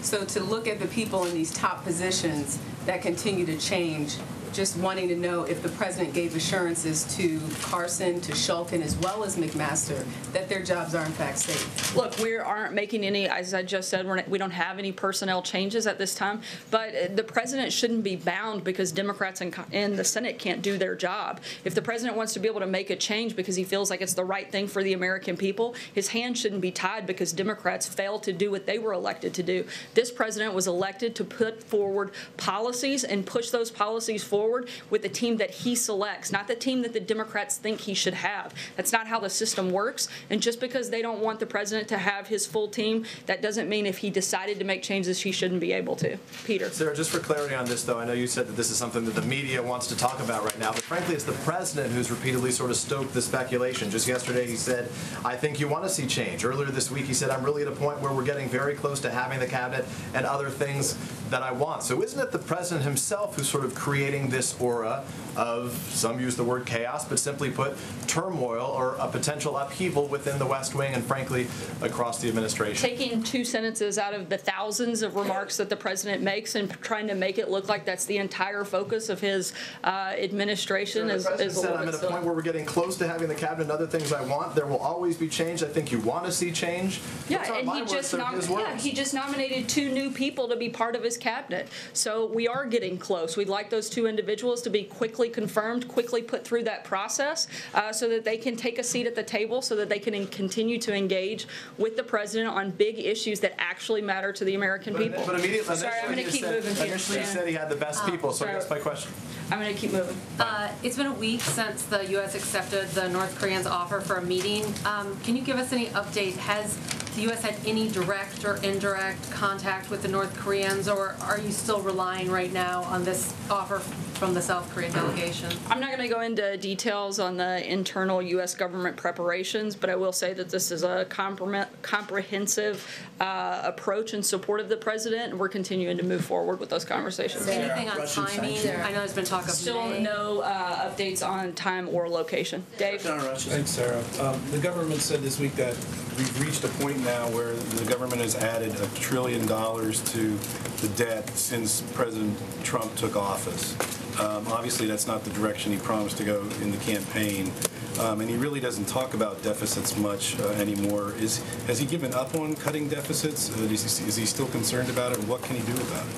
Of course he's still concerned. That's one of the reasons that the very first budget they put forward tried to address some of those concerns. We're continuing to look for ways that we can cut government. I think we've done that in a number of ways through the deregulation process, cutting out a lot of inefficiencies in government, and we're going to continue to do that and continue to push for policies that will help us reduce that. Sarah. Thanks a lot, Sarah. It's also been a week since the president announced that he will impose those stiff sanctions on imported steel and imported aluminum. And today the EU published a list of American products that would be targeted in retaliation for the tariffs the president intends to impose. It's an exhaustive list. Agriculture products, orange juice, motorcycles like Harley Davidson, and blue jeans, tobacco, motorboats. What's your reaction to this threat of retaliation to the president's plan to impose those tariffs? The president's going to continue fighting for the American worker. He's also working with a number of individual countries and negotiating on areas of national security where we can work together, and there's some flexibility there, and we're continuing to have those conversations, and will continue through the next part of the end of next week, which is when I believe the deadline happens. Just real quickly on that, in your view and the administration's view, would those EU tariffs hurt American workers? Would they hurt American industry? Again, we're going to continue to have those conversations with individual countries, and we'll keep you posted on specific policies that happen. Correct? Yeah. Sarah, you're calling for quick confirmation of the CIA director. And Senator John McCain put out a statement calling for further scrutiny of her record, and in particular, what he called, a really dark period of torture and what he calls torture. So, are you concerned about that nomination? It looks like it could be one or two Republican senators would be against it. Again, we're highly confident and certainly very excited about the nomination of Deputy Director Gina Haspel to take over at the CIA. She is an incredibly qualified. She's someone who has been in the CIA for over 30 years, has the respect of both Republicans and Democrats. There have been a number of Republicans who have come out and praised this nomination, and including Senator Feinstein, a Democrat, who came out in support of her today, as well as people that have worked with her a number of years from both sides of the aisle that have very good understanding of the type of individual she is, but everyone from Leon Panetta to James Clapper that have praised her work and support her in this process. You're going to brief committees, Sarah. I'm sorry? Well, you'll brief committees about whatever they want to know about her tenure running a CIA black site. I'm sorry, can you speak up a little bit? You're going to be, the White House is going to be as fulfilling as possible about requests regarding her tenure running a CIA black site in Thailand? Certainly we'll be as cooperative as we can, but we specifically want to make sure that people actually have an accurate reflection, which I know some of the senators, including Rand Paul, made comments off of incorrect information. So we certainly want to make sure that they actually have accurate information, particularly before they go out and speak on behalf of their constituents. And as a member of the United States Senate, we hope that they take that role very seriously and get accurate information before they peddle it out in front of the American people. Trey? Thanks, Sarah. Two quick questions for you. You said you spoke with the president last night regarding these stories about potential staff turnovers here at the White House. And we spoke specifically about the story with General McMaster. What was the president's reaction to all of these stories? Did he see any truth in the reporting that was out there? As I said, the president said that it was not accurate, and he had no intention of changing, that they had a great working relationship, and he looked forward to continue working with them. And if I could ask you about Syria, the president last month called the situation on the ground in Syria a humanitarian disgrace, specifically in the suburb east of Damascus. Is the president taking any steps to try to correct this humanitarian disgrace other than releasing statements by the administration? We're continuing to look at all different ways the U.S. continues to denounce the Syrian regime and their violations of the United States Security Council, and we're going to continue to look at this, and we'll make determinations and announcements as we move forward. John? Yeah. Thank you, Sarah. Turning away from personnel within the administration and personnel in the midterm elections, Danny Tarkanian, the insurgent candidate against Senator Hiller, abandoned his candidacy to run for the House, he said, at the urging of the president. Will the president be involved in other contested primaries involving Republican incumbents and Kinds of challengers, who I might add more often than not are backed by Steve Bannon and Sebastian Gorka. I can't get into any specific races due to a little thing called the Hatch Act, but I can tell you that the president is going to continue to support people that support his policies and his agenda, and certainly those will be the type of candidates he would look to support. Olivier? Thanks, Sarah. A couple in North Korea. One, I want to go back to Shannon's question.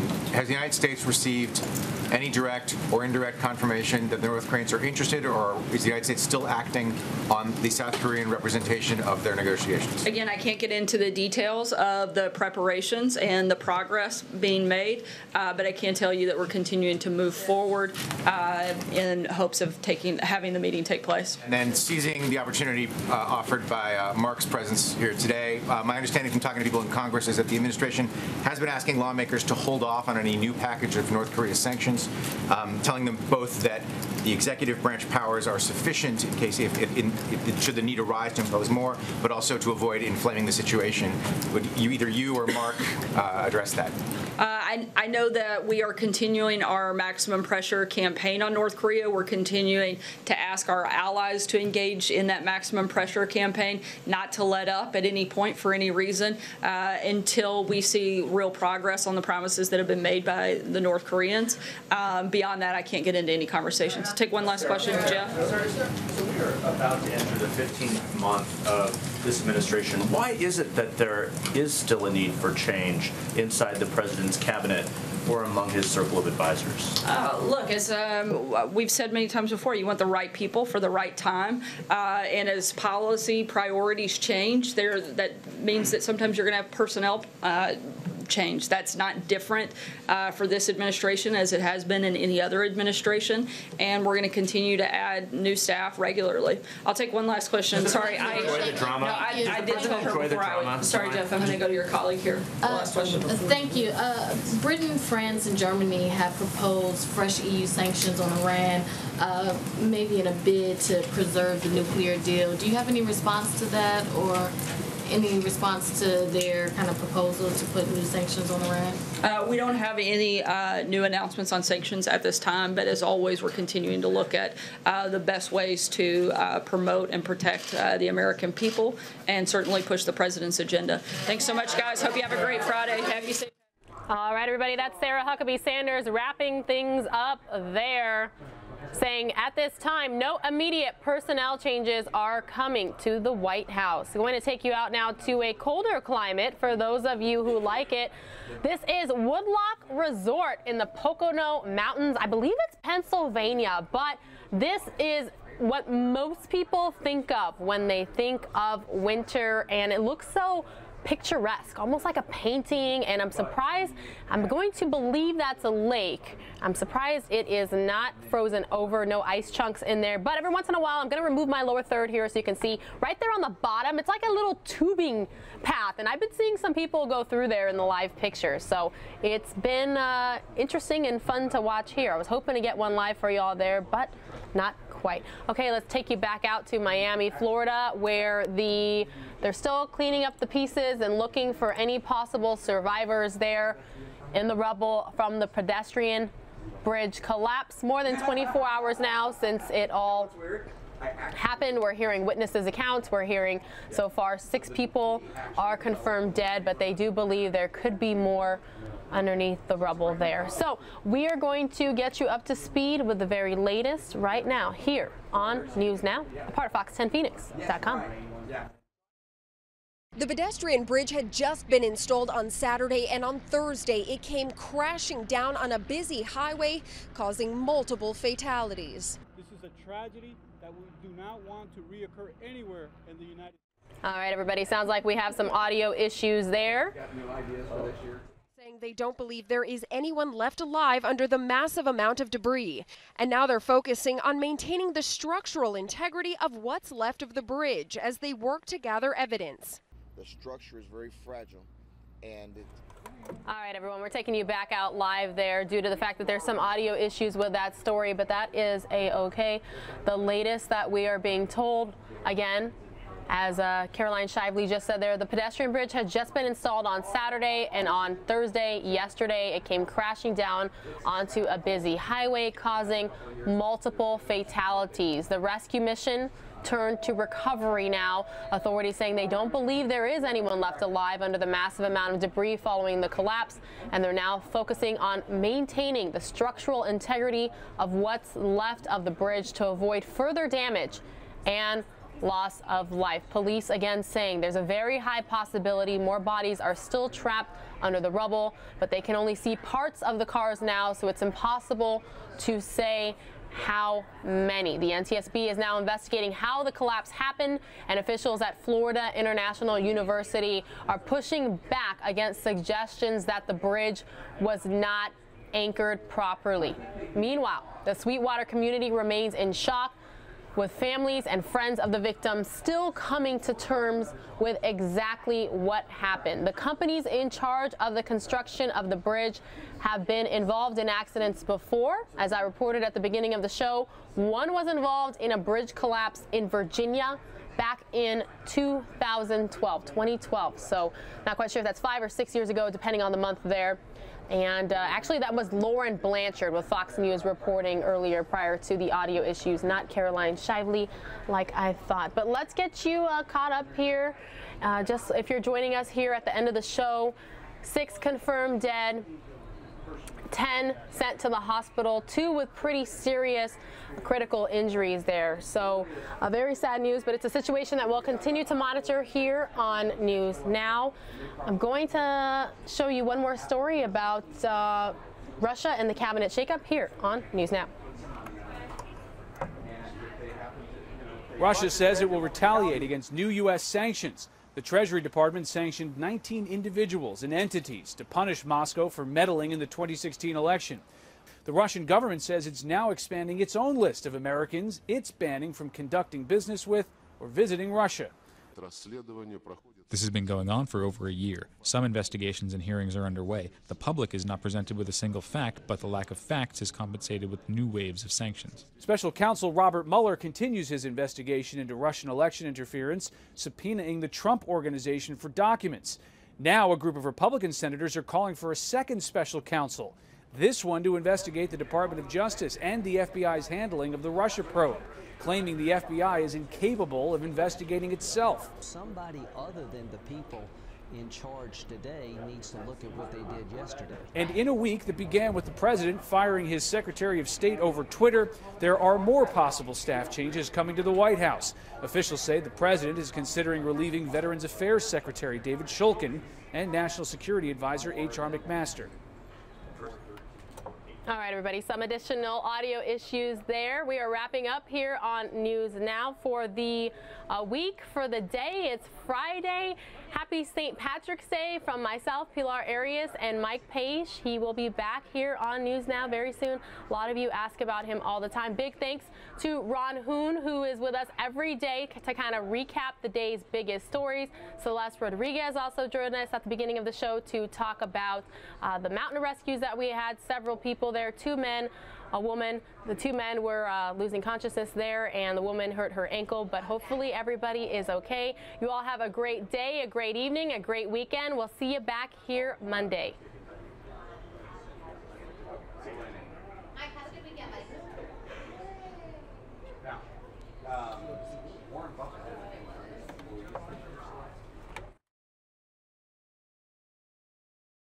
All right, and those of you still watching on the stream, thanks so much.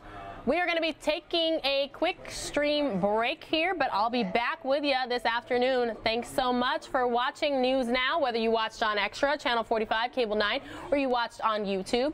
We appreciate it. See you in a little bit.